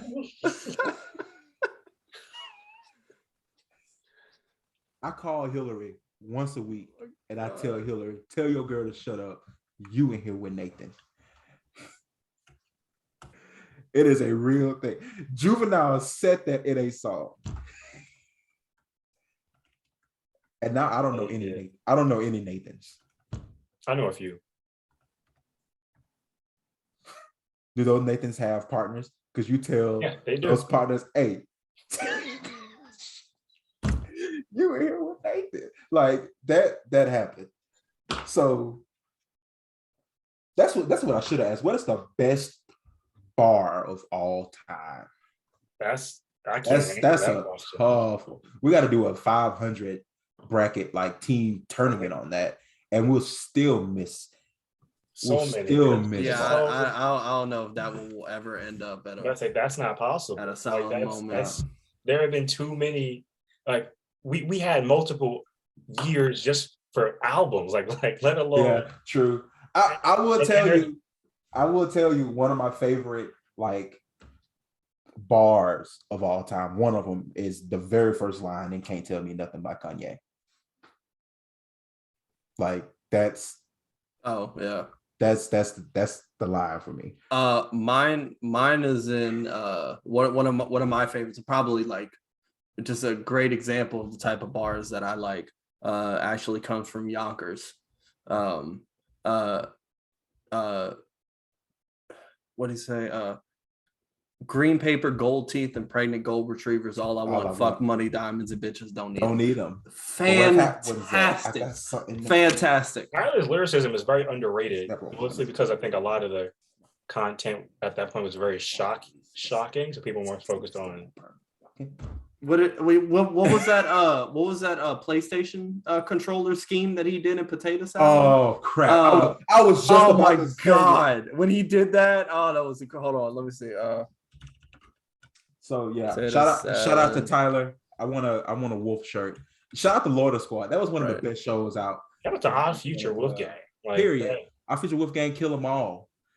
Like the whole acronym. So he says, got some people who would do it. So I'll pass the controller. You get pressed and X'd out, triangle your nose, pause your life if you squares, try to mess with my O's. Whoa. Fantastic. So cut the crap like shit, barbers. Fantastic. Because we with the beef like closeted gay farmers. Fantastic song. Fantastic song. Shout out. Oh, Shout Tyler. out. Oh, Tyler. Shout out to hip hop, yo. We Man, honestly though. Question up for debate. Has Tyler the Creator ever missed? People will say Cherry Bomb missed because I've had this conversation a lot. I don't think so though. Define. I don't think so though. Define miss for me. I forgot. Oh God, here we go. Was there ever a point?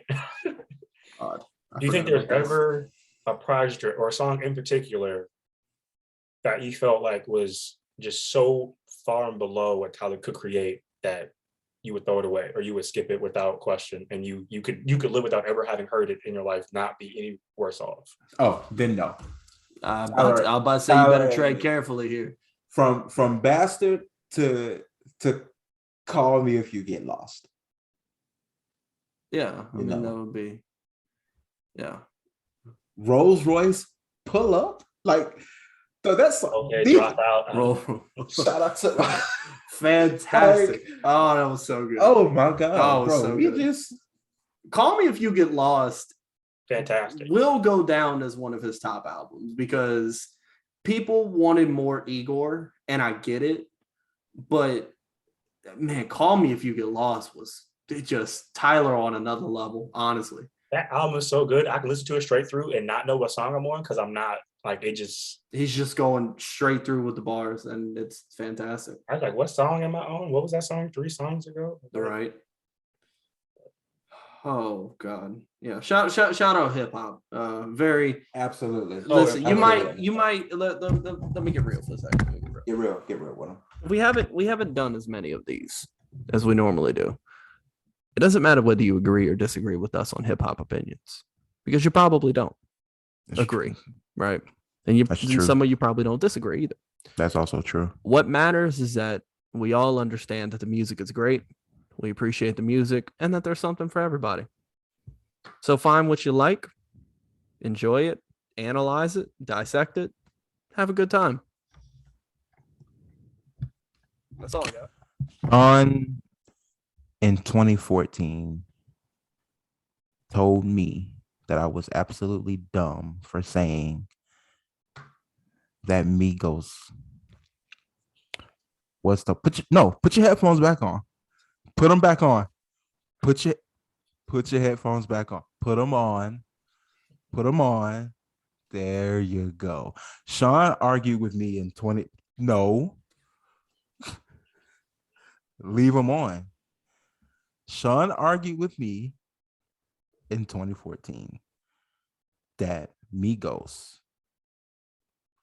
was nowhere near close to being don't mess this up. Don't mess this up. Modern day don't mess this up. Thugs and Harmony. I'm about to say you better make sure that you say this correct. Am I on the stand for this now? Like, absolutely, is this like you are. I know we have a lawyer present. Like, am I like absolutely you are? Or I'm sorry, I don't know if you like a future lawyer. Can I call you a junior lawyer with the JD candidate? Probably JD candidate. Fantastic. So am I on the stand right now? Like, is this what needs to happen? You are. Deposition time, Sean. Are you, Cam? Are you coming to my defense? Or I'm with Lionel in the jury box. I'm just sitting here. This is on you. I want to see what arguments you have for this opinion. Okay, so me too. Because it's been 10 years and he hasn't been able to defend this. It hasn't been quite 10 years yet, but it's been close. So a couple of things with this. Maybe I'll add some context. Maybe that will help me out here. This was 2014. As we established, majority of you who are listening to this probably didn't listen to Migos heavily until Culture came out. Okay. I'm going to put myself in one of those boats. Now I was learning as things were being, coming along, but I didn't, I didn't know, right? I was familiar with Bone Thugs and Harmony, not as much as I could have been. So when but what I did know about Bone Thugs and Harmony is that they were legends, that they had a certain style. And when Lionel said that, I didn't think Migos had that same style, because at the time, the only song I really heard him play was Versace and Hannah Montana. So if you're going to listen to those two songs and then try to tell me that Migos is the new Bone Thugs and Harmony, I'm going to stick with that one. That's going to be my defense. I don't think Versace and Hannah Montana are good testaments to Migos and their potential Bone Thugs and Harmony comparison there. That's where I'm going to stand. That's my defense. So I definitely listened to more than those two songs around you. Do you have proof of this? What? I mean, if I'm on trial, we need some kind of evidence. Do you have proof that those are the only two songs I played around you? I have proof that these were songs that you played a lot, because there's certain couple of YouTube videos. I played the whole album a lot. Were those on the same album? Yeah.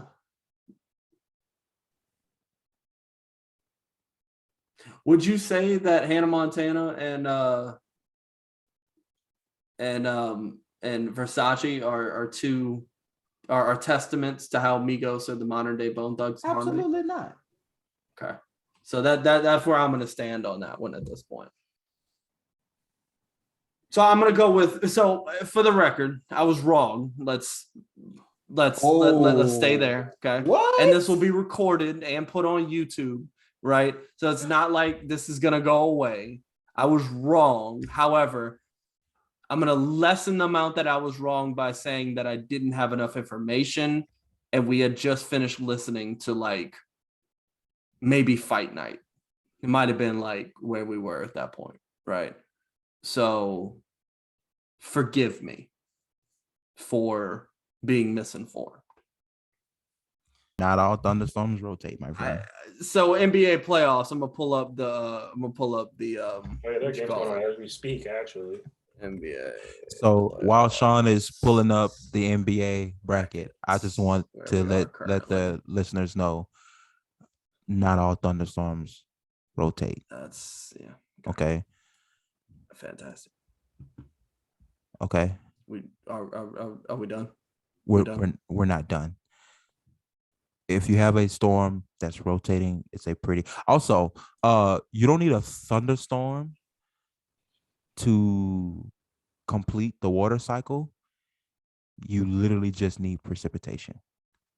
And I cannot wait until we start telling some of them stories at Spring Hill. Man, that's gonna be. I don't know, like great. Sean's students. I don't know if he's teaching y'all the water cycle. I'm not a science teacher. I'm glad, because you don't need a thunderstorm to complete the water cycle. You only need precipitation. And I'm not even going to entertain evaporation is not rotation. I don't even know who would have said anything. Okay. I'm not entertaining this. I'm not entertaining it. Okay, moving on. NBA playoffs time. Fantastic. So let's start in the West. So basically what I'm going to do is I'm going to go down the line. I'm going to say who's playing in that scenario, and then we'll go through and talk about who we think is going to win and why, and then we will continue from there. So the first one, I think the game's going on right now, actually. Phoenix and the Pelicans. Phoenix sweep. Phoenix Devin Booker and Chris Paul. Like, also, they can't. While Valanciunas is there, he can't really bang with Aiden like that. No, I love my Pelicans, I really do. But yeah, I don't think this is it. I think Phoenix is going to sweep when it comes to the Pelicans. Yeah. Also, Mikal Bridges is probably going to be on Brandon Ingram's behind all series. I also don't think Chris Paul is going to lose to a former team. I don't think that's going to happen, especially a team where people say he played his best basketball at. I don't think it's going to happen. Shout out to Herb Jones, man. That's the hometown boy. Phoenix in 5. Phoenix in 5. You're going to give them 1. Gentlemen sweep. Do you think they went on the road or at home? At home. Okay. I'm not mad at that. Okay. Dallas and Utah. I think this one might get a little bit more conversation. Sweet. I think. Wait, who's leading? Well, it's tied 1-1. Next game is in 2 days. Luka's still out? I don't think he's played yet. If Luka's out and Utah goes up, Utah takes the series. I think it's actually Utah with or without Luka. Yeah, I give him a better chance. I give him at least 6 games with Luka, but without Luka, it's 5. Yeah, I think just Luka being out as long as he has, I think that's just going to hurt them building momentum back up. And I really, really like Luka I'm not even going to try to say his last name. Luka. Doncic. Yeah, I'm stuttering right now. But I don't think he's transformative enough to really turn the tide of a series in the playoffs. I don't think he could do that personally. I think he's solid. I think if they went in with him, he'd have a good chance of winning. I'd still take Utah, but yeah, I'm gonna take Utah on this one. I just need Utah to show me that they won't choke away momentum in the series because it's happened past couple of years. I'm sure they will, but I think they'll beat Dallas at least. Golden State and Denver. I got Golden State.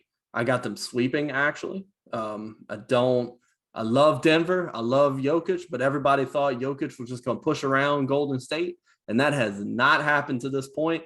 Also, interesting fact, the Golden State Warriors under Steve Kerr are 13-1 in playoff series when they go up 2-0.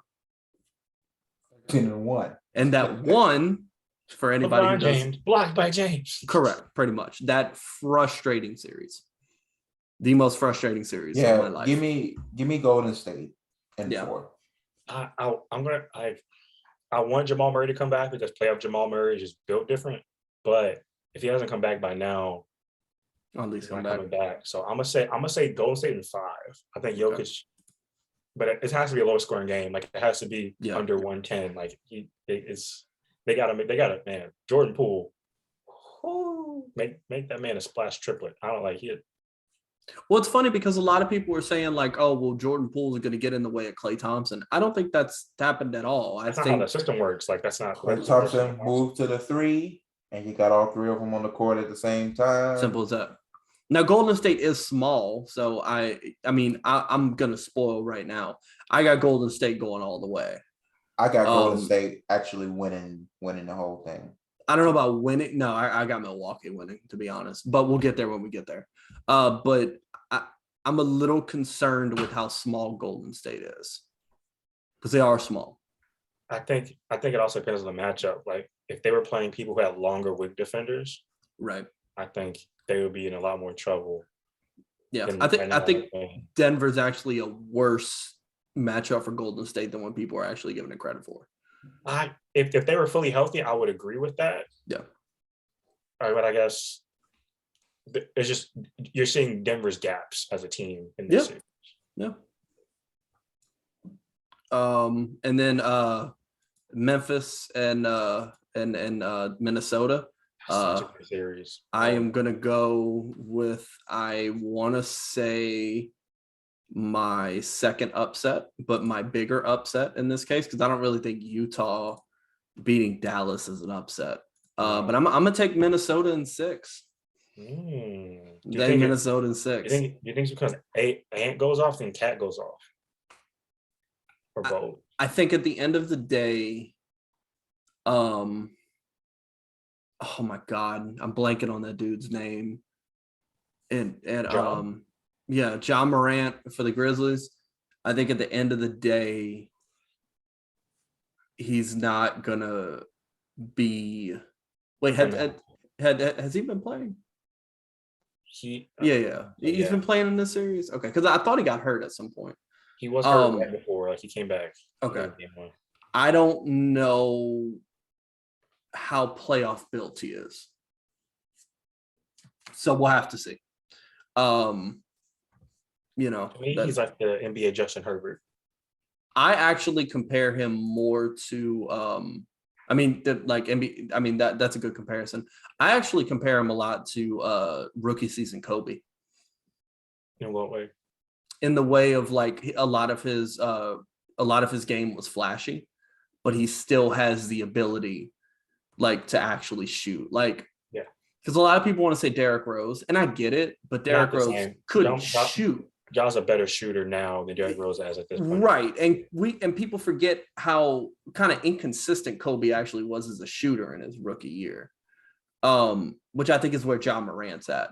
But that's my personal comparison. I just don't know if that's someone who can lead a team over a very solid, experienced, and big Minnesota team. Do I think Minnesota makes it past this?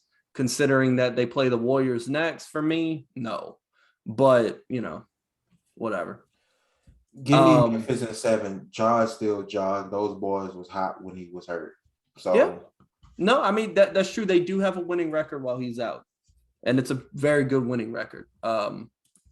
So I think it's probably the closest game in the series. But I got Minnesota in that one. I think if Cat averages 25 and 12 and Ant averages 23 and 7, they'll win it at 6. Yeah. But if either one of them has an off night, I think Memphis has a real shot to win the series. Absolutely. Now we move on to the Eastern Conference. Miami and Atlanta. I said Miami and 5. Miami. I got Miami sweep, actually.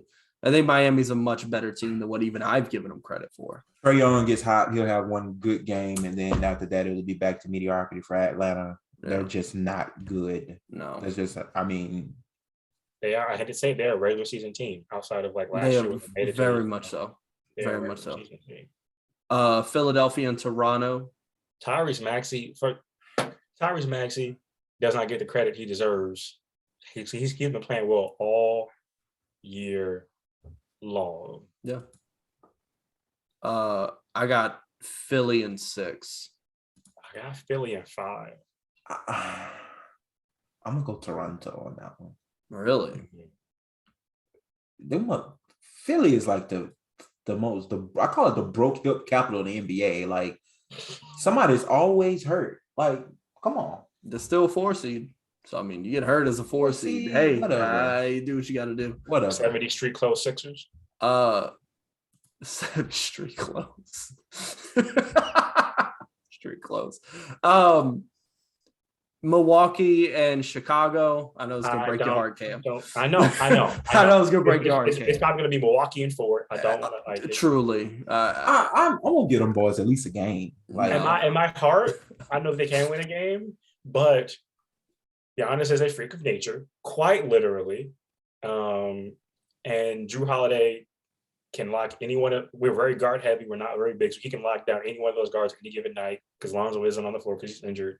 And then you have to depend on 2 of the other people, whether that be Zach LaVine or DeMar DeRozan, to hit their shots. And as we saw in the first game, it can start out real ugly. Now, we came back in that game, but obviously wasn't enough. And Chris Middleton was like, it's fourth quarter, 2 minutes left. I'd like the ball, please.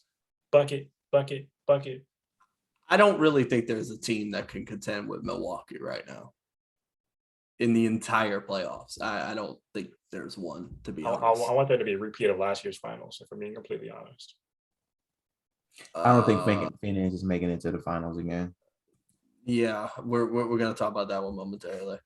And then finally, people are really excited for this one. I'm not. Boston and Brooklyn.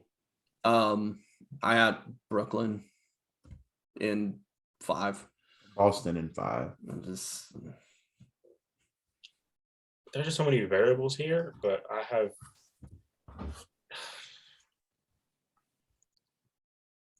I'm gonna say Brooklyn in 6. Okay. But I think that's predicated on how tired Marcus Smart makes Kyrie. Yeah. So we'll stay in the East for the conference semis. We all have Miami, right? So we all have Miami, and then Cam, you and I said Philly. Lionel, you said Toronto. So Philly gets the bump by majority. I mean, okay. I mean, Also, that's how you, look at both cases. I thought in we this were doing our scenario. individual stuff. I mean, Well, yeah. so I mean, I got either way. I got Philly advancing over the Heat. So 7. I mean, I don't think Miami would beat Toronto in 6. Yeah, I mean, I think if it's Toronto, then yeah, Miami wins. But I think if it's Philly, I think whoever that matchup is, Miami would beat them. I think the matchup is predicated on how well Bam does against Embiid. Yeah, I think that's a. Which If Embiid is even healthy and plays.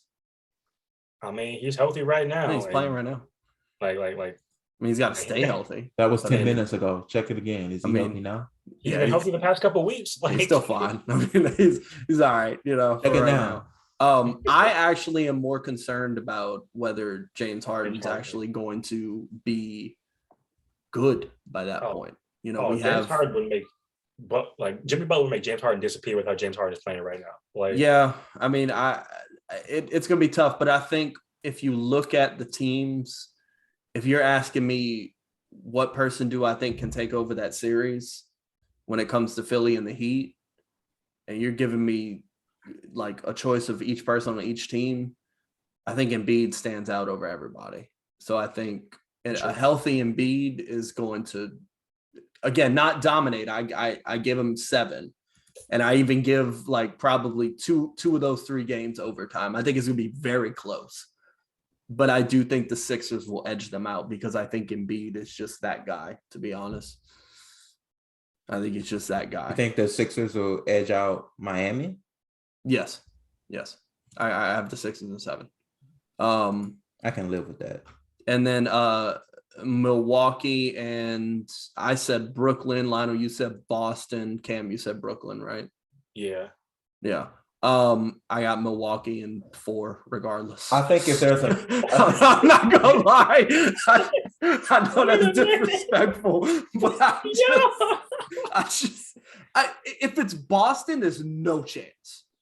Like, let's make something very clear. If it's Milwaukee versus Boston, there's no chance of them winning a game. Giannis is K-walking through that team. I'm sorry, Jason. I mean, are you kidding me? Who's stopping Giannis? Who is not stopping Giannis? Not at this age. Giannis is going to stop Giannis. Like, there's no way. If it's Brooklyn, you put KD on him. That's your only shot. You have to count on KD outscoring him. if you're gonna go 1 for 1 like that. Right, but I think Giannis brings more to the table than what KD and Kyrie bring combined, to be honest with you. And I know that's a bold claim, but that is bold. I don't know. I look at that Milwaukee team and I see a champion. Like I don't. There's no other team that I look at and I see a champion. That Milwaukee team is the most perfect team, I think. I think Brooklyn's biggest problem is that in order to win, they need both KD and Kyrie to be their absolute best selves. And you don't get that every night. And statistically, that's not going to happen. Now, could it? Yes. Technically, yes. Is it probable? No. I also think you're going to have nights where Middleton is going to outscore Kyrie. I said nights. Like, I think Middleton is going to really make his mark if he plays Kyrie. And I know they don't defend each other like much, but they're both backcourt players. Middleton is definitely significantly less skilled than Kyrie Irving. And I do think that Middleton is going to outscore Kyrie in a couple of games. But Middleton is more consistent to me than Kyrie Irving. 100%. Better defense, but like that. So that puts for my Eastern Conference Finals, I got Philadelphia and Milwaukee. That would be fantastic. Which I think you already know where I'm going with this. I think that would be probably like Milwaukee in 6. Milwaukee in 7. I'm gonna go 6. I don't think there's a series that go. Y'all wait till I get to the finals. Y'all go. Yeah. I got Milwaukee in 6. Lionel, you said 7. Cam, what'd you say? I said 6. Milwaukee in 6. 6. Okay, so we got Milwaukee for the East, and then It's for gonna be the like West 6 games of Giannis and Embiid both dropping 40. Like, yeah, I mean it's gonna be Triple doubles. phenomenal series. So for the West, we got Phoenix, and I got Utah. Who took Dallas? Nobody took Dallas. So we all said okay. So Phoenix and Utah. Phoenix in 4. I'm gonna say Phoenix in 5. I say Donovan Mitchell goes off one game and just He'll score 40 and they'll lose the last game 4. I also have Phoenix in 5. I was gonna say 6, but I'm kind of looking at it now and I'm like, yeah, no, I don't think so. And then the Warriors and I said Minnesota. Did y'all say Grizzly? Cam, what'd you say? I didn't. I think that's gonna be Minnesota, Okay. and I think the Warriors sweep that team. I think I said so. Golden State sweep. And now we're on Phoenix versus Golden State for the Western Conference Finals. Golden State in 6. I also have Golden State 6. I'm gonna say Phoenix in 6. I want Chris Paul to have it. I really do. I just It's not but like in my mind, like if even if Phoenix gets it, Giannis is gonna beat them again in the finals. So it's not even about that. I think Chris Paul and Devin Booker's games just translate better to a tougher series. I think we're going to see in that series, everybody's been sitting here talking about like the Golden State teams, not what they used to be. I think we're going to see a lot of old Clay, old Steph, old Draymond. Yeah, I think Draymond's going to have a hell of a series in that one. And then a Jordan Poole, who is absolutely insane. Absolutely insane. So with that being said, yeah, Chris Paul, Devin Booker, Ayton, Mikal Bridges. Yeah, we could throw him in there. I mean, he was Defensive Player of the Year candidate. So yeah, I mean, we could throw him in there. I just think that Golden State team's a lot better than what people give them credit for. I know we want to see Steph Curry not be there anymore. But I think the bottom line is he's there and there's nothing we can do about it. Like, and I think when it comes down to it, we're going to see a Steph Curry that's just ready to go all the way. However, in the finals, does anybody think Milwaukee's not winning at this point? I don't see it. I have Milwaukee in 5. I'm not gonna lie. Disrespectful. This Milwaukee team is insane. Golden State in 7. I'm Milwaukee in 5. That'll be one hell of a game 7. You got a ring count. You got to look at that. We're gonna be ring counting with Giannis very soon. So I don't see Giannis sweeping Steph and Clay. I mean, I don't have a sweep. I can see 20 fucking threes between Steph and Clay a night. I'm saying about what I said. We'll revisit this, but I say Milwaukee in 6. I don't know. I look at that Milwaukee team.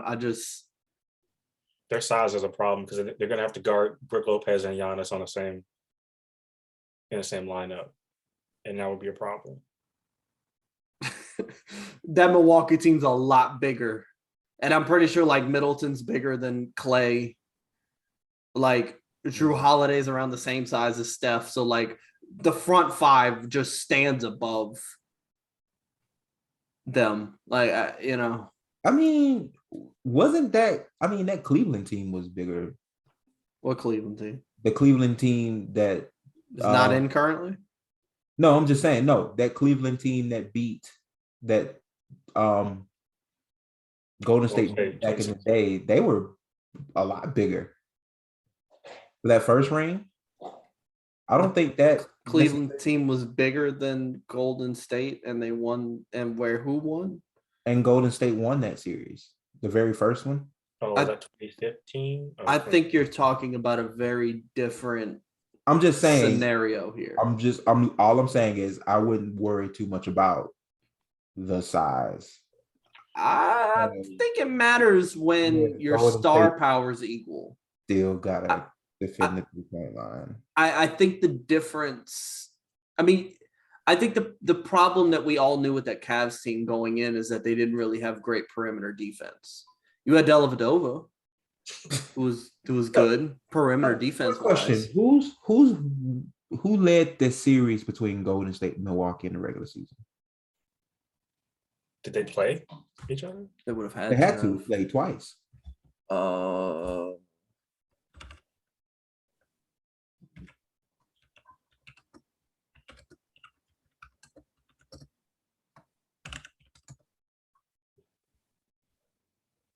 Warriors won the first game.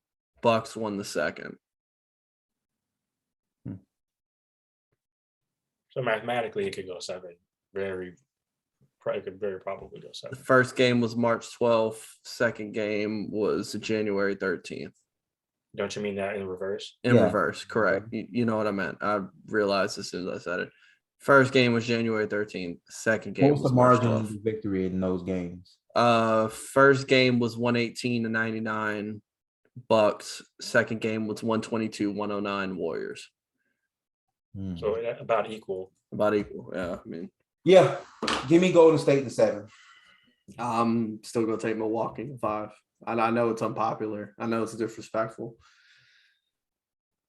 I don't see another team beating Milwaukee without Milwaukee beating themselves. And that's a consistent team. I don't know. Golden State has been there before. They know how to win the finals. I'm just saying. Back-to-back Milwaukee. And Milwaukee's been there before, too. They won last year. So, I mean, it's a great argument. Okay. We'll revisit this. But we're going to have to. But before we get out of here, Sean, pick up your mic again. Picking up my mic. Pick up your mic. I mean, we got a couple other things we got to go do before we go, but yeah. Yeah, okay. But before I want to get this out.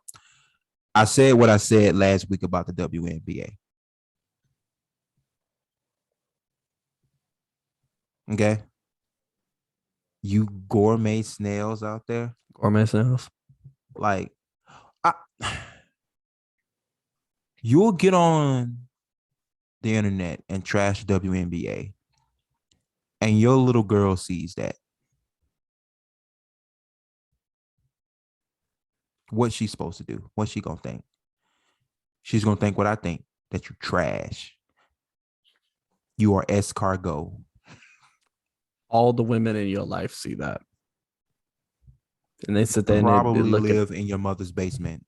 And because the problem is that the thing is, a lot of y'all get real disrespectful with this WNBA stuff. So you're just kind of putting on display how you view women. That's not good. Right. And I'm gonna say 99% of you would leave the court with your ankles in your hand. 99.9. 99.9999. We talking about hand sanitizer numbers out here. So find me the one, honestly, because I would love to see it. Right. Y'all will be leaving the court with your ankles in your hands. If you even man enough to get on the court and back up what you've been saying in the first place. In 10 games, you would lose all 10. All 10. You probably wouldn't score a bucket. In a very, very embarrassing fashion. Y'all better not be playing make it take it either. Because if you make it take it, it's over. It's 7-0. You're not even getting the ball. No. Sue Bird will J you 3 times in a row with her eyes closed. She's probably twice your age. And she's prettier than you. True. So we good? We good out here? You Even if we're not at me, and I'll make bastards. time. At me, and I'll Okay. make time. At all three of us, we got time. Please. Hey yo, and to the guy, whoever that was in the comment section on YouTube. Hey yo, we cool. I like him. Shout out to you. Okay, out to Sean, you. I'm gonna step off my soapbox. Go for it. Cool. So as I've ended every episode so far with my other passion in life, which is wrestling, I'm gonna go to something that anybody who's a wrestling fan, if you've been a wrestling fan within the past like 20 years, you're aware of probably the biggest thing in wrestling for a long time. Today, we are going to talk about Undertaker's undefeated WrestleMania streak. And here's an interesting fun fact for you. Did you know that the Undertaker undefeated WrestleMania streak actually wasn't really a thing until he was 9-0? The first time it was mentioned was on commentary when he was 7-0, when he fought Kane at WrestleMania 1998. It wasn't used in any kind of like promo material until 2001, and it really didn't become a big thing, like to where we were putting it in everything, until we got to Randy Orton when he was 13-0. So a lot of times we like to look at the Undertaker streak as being something that's like always existed. But in the reality, what happened was that he just happened to be booked that way each time. And because of how revered he is in the locker room, because of how important he was to wrestling, when they realized, hey, we have a person who is undefeated at this giant show, let's make it a thing. That's when you started getting the great matches. Because, and we could get into the Undertaker streak. One of the matches he won by disqualification. The dub was a dub. But when you think about like the Undertaker streak, you don't think about like winning disqualification, right? But he did. He won by disqualification. I don't think that Brock Lesnar should have been the guy to end it. That's a next week conversation, because you get me on a whole topic and information that I know of, which I'll give the listeners. I'll let you know right now. We will talk about wrestling next week. We're also going to talk a lot more about music next week, because I guess next week's going to be JE's. Oh yeah. For those of you who don't know JE's, you better get to know JE's. He is from the 5'3" PC. PC just. He is a rapper. He is a writer. He's a cool dude. So get your popcorn ready for next week. Yeah, I'm definitely gonna go. We're gonna do a little bit of a deep dive on the Undertaker streak, because the Undertaker wanted his streak broken for like 10 years. All right, Cam, this is your section of the show. My section of the show. Okay. Man. Okay. So one thing that because I've been watching Abbott Elementary lately. Shout out to Quinta Brunson. Show was fantastic. As someone whose family is full of teachers, sometimes accurate. My wife's a teacher. Shout out to your wife. It's Cam says, shout out to you, Mel. I'm still a teacher. I don't know how long it's gonna be for, but we're still there. and something that came up in one of the episodes I was watching was this idea of gifted programs in schools, and how that creates this inherent hierarchy that is very visible to kids, right? It's not like they just don't see that, that they get to go and do all these cool things, or get new books, or get new equipment, get to go on special field trips, get special attention from teachers. And even just the way they talk about, like, oh, the gifted kids do this, gifted kids do that, gifted kids do that, you're inherently causing a divide. And so I guess something I want to talk to you all about. How do you all feel about gifted programs in general? Were you in them? Did you see them in school? Did you feel like they had a significantly different experience if you weren't in that program at your school than you did? So I wasn't in a gifted program in high school or elementary school, but it wasn't. I don't think it was because I was gifted. I found out my senior year that I was taking the classes that I was taking to raise the average of certain classes at Francis Marion. For example, I don't know what it was like in Illinois, Indiana, where you needed 30 credits to graduate. You needed 4 maths, 4 sciences, 4 Englishes, 4 social studies, you needed 2 fine arts, you needed a PE, you needed a health, you needed the rest of them to be electives, right? So I graduated high school with 5 maths, 5 sciences, 5 histories. Like I graduated with 36 credits. If you want to get technical, I could have graduated early. Like, because at the end of my the first semester of my senior year, I had 33 credits. We took 4 classes a semester, like 4 classes a day. Like I was knocking out class. Like I got 2 social studies credits in the 9 weeks. Like I was doing high school robotics and they had me taking applied engineering, even though I was in AP Bio my senior year. There was 2 sciences I had to take in 1 semester because they needed the average raise in the class. So yeah, Francis Marion, y'all bogus as hell for that. I'm not saying I was in the class with dumb kids, but I'm saying it took shout out to Mr. Coleman. Mr. Coleman had to pretty much look at my schedule and go, why are you taking physics and AP Bio? Why are you taking applied engineering and AP Bio? Why are you taking algebra 1 and AP stats? Like AP stats was my jam. This ain't right. I don't think gifted programs is like, nah. If you want to get technical, like what does it do? Like, does it teach you to if you're gifted, use your gift to help your classmates, or is it just like a pizza party? Like, what is it? When I am no longer a teacher, we are going to dedicate one entire episode to education. Can I come back for that episode? Anybody can show up because I have a lot to say for right now. I think there's a lane in which a gifted program can exist. I don't think it's ever done with fidelity. I think that, you separate people. If you do it right, you can get something good out of it. But I don't think it's done right. I think this comes down to the fact that teachers who teach gifted programs aren't qualified to teach gifted programs.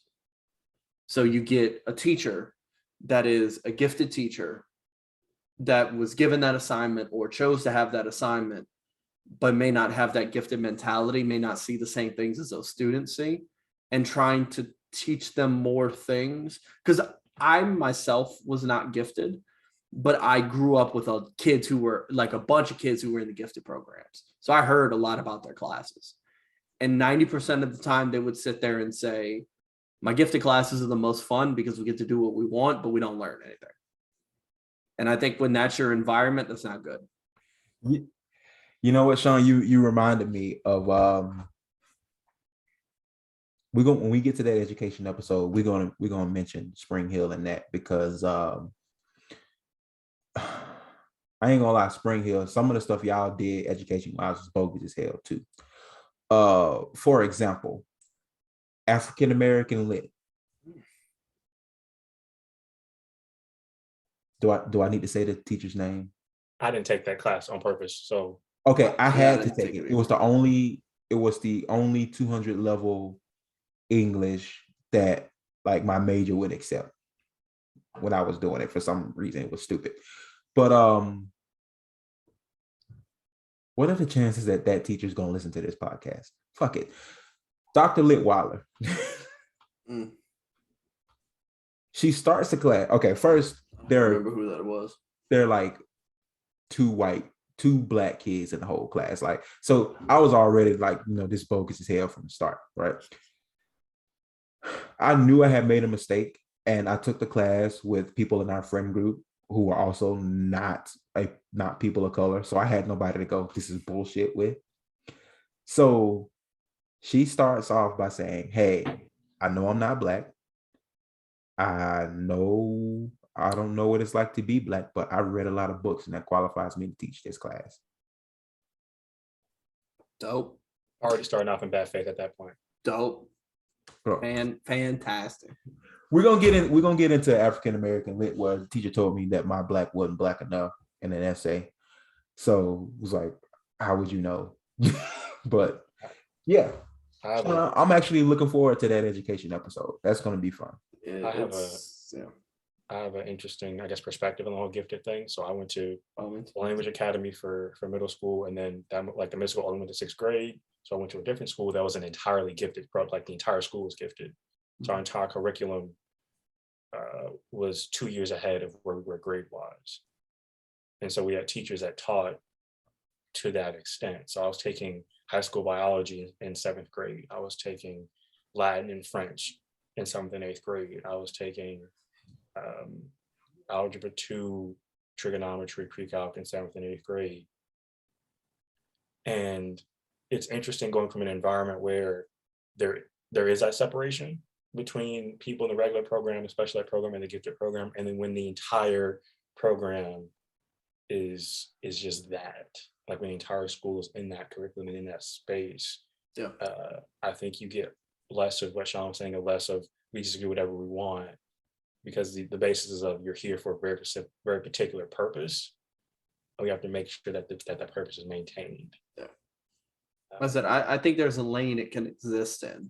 Absolutely. I don't think, again, I have so much to say. But I don't think that most schools are in the position, and it's not their fault. I also want to point that out as well.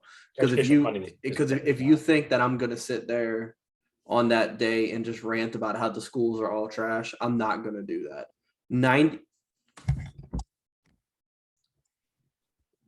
95% of the issues in education have zero to do with the schools, has zero to do with the teachers, has zero to do with the administration. It has to do with one group and one group only, and that's the government bodies that run the school systems.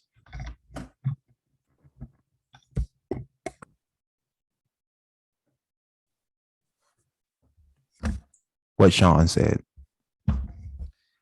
So with that being said, I think it can be done, but finding the resources to be able to get it done is impossible at this rate. Especially in Florida. But I think it definitely has a lane. We would just need to find a place where that lane can exist. I agree. 100%.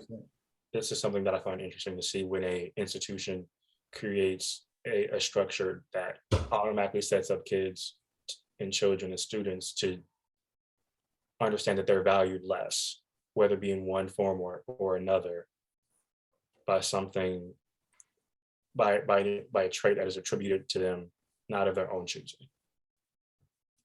And it's when you can see that value play out day after day after day, it reinforces a lot of different things that I think can cause a lot of harm to both the people in the gifted program and the children not in the gifted program as well. Agreed. I thoroughly Never thought of it that way until just now. That's crazy. It's a great perspective. Great perspective on it. But see, that's why we got Cam on the show. And that's exactly why. That's why we got Cam. We know this episode ran a little long, but we hope that we had some technical difficulties in there. Y'all will see as it comes along. But you know, that's I think that's our podcast.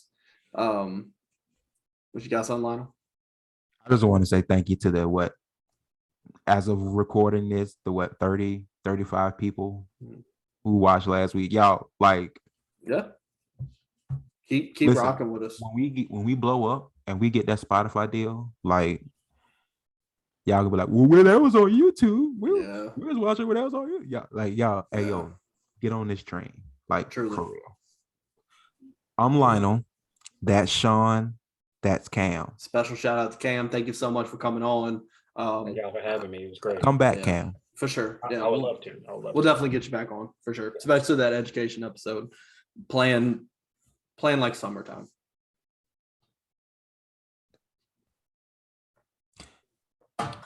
JEs. I hope you JEs listening. next week. Yeah. I really hope you listening, JEs.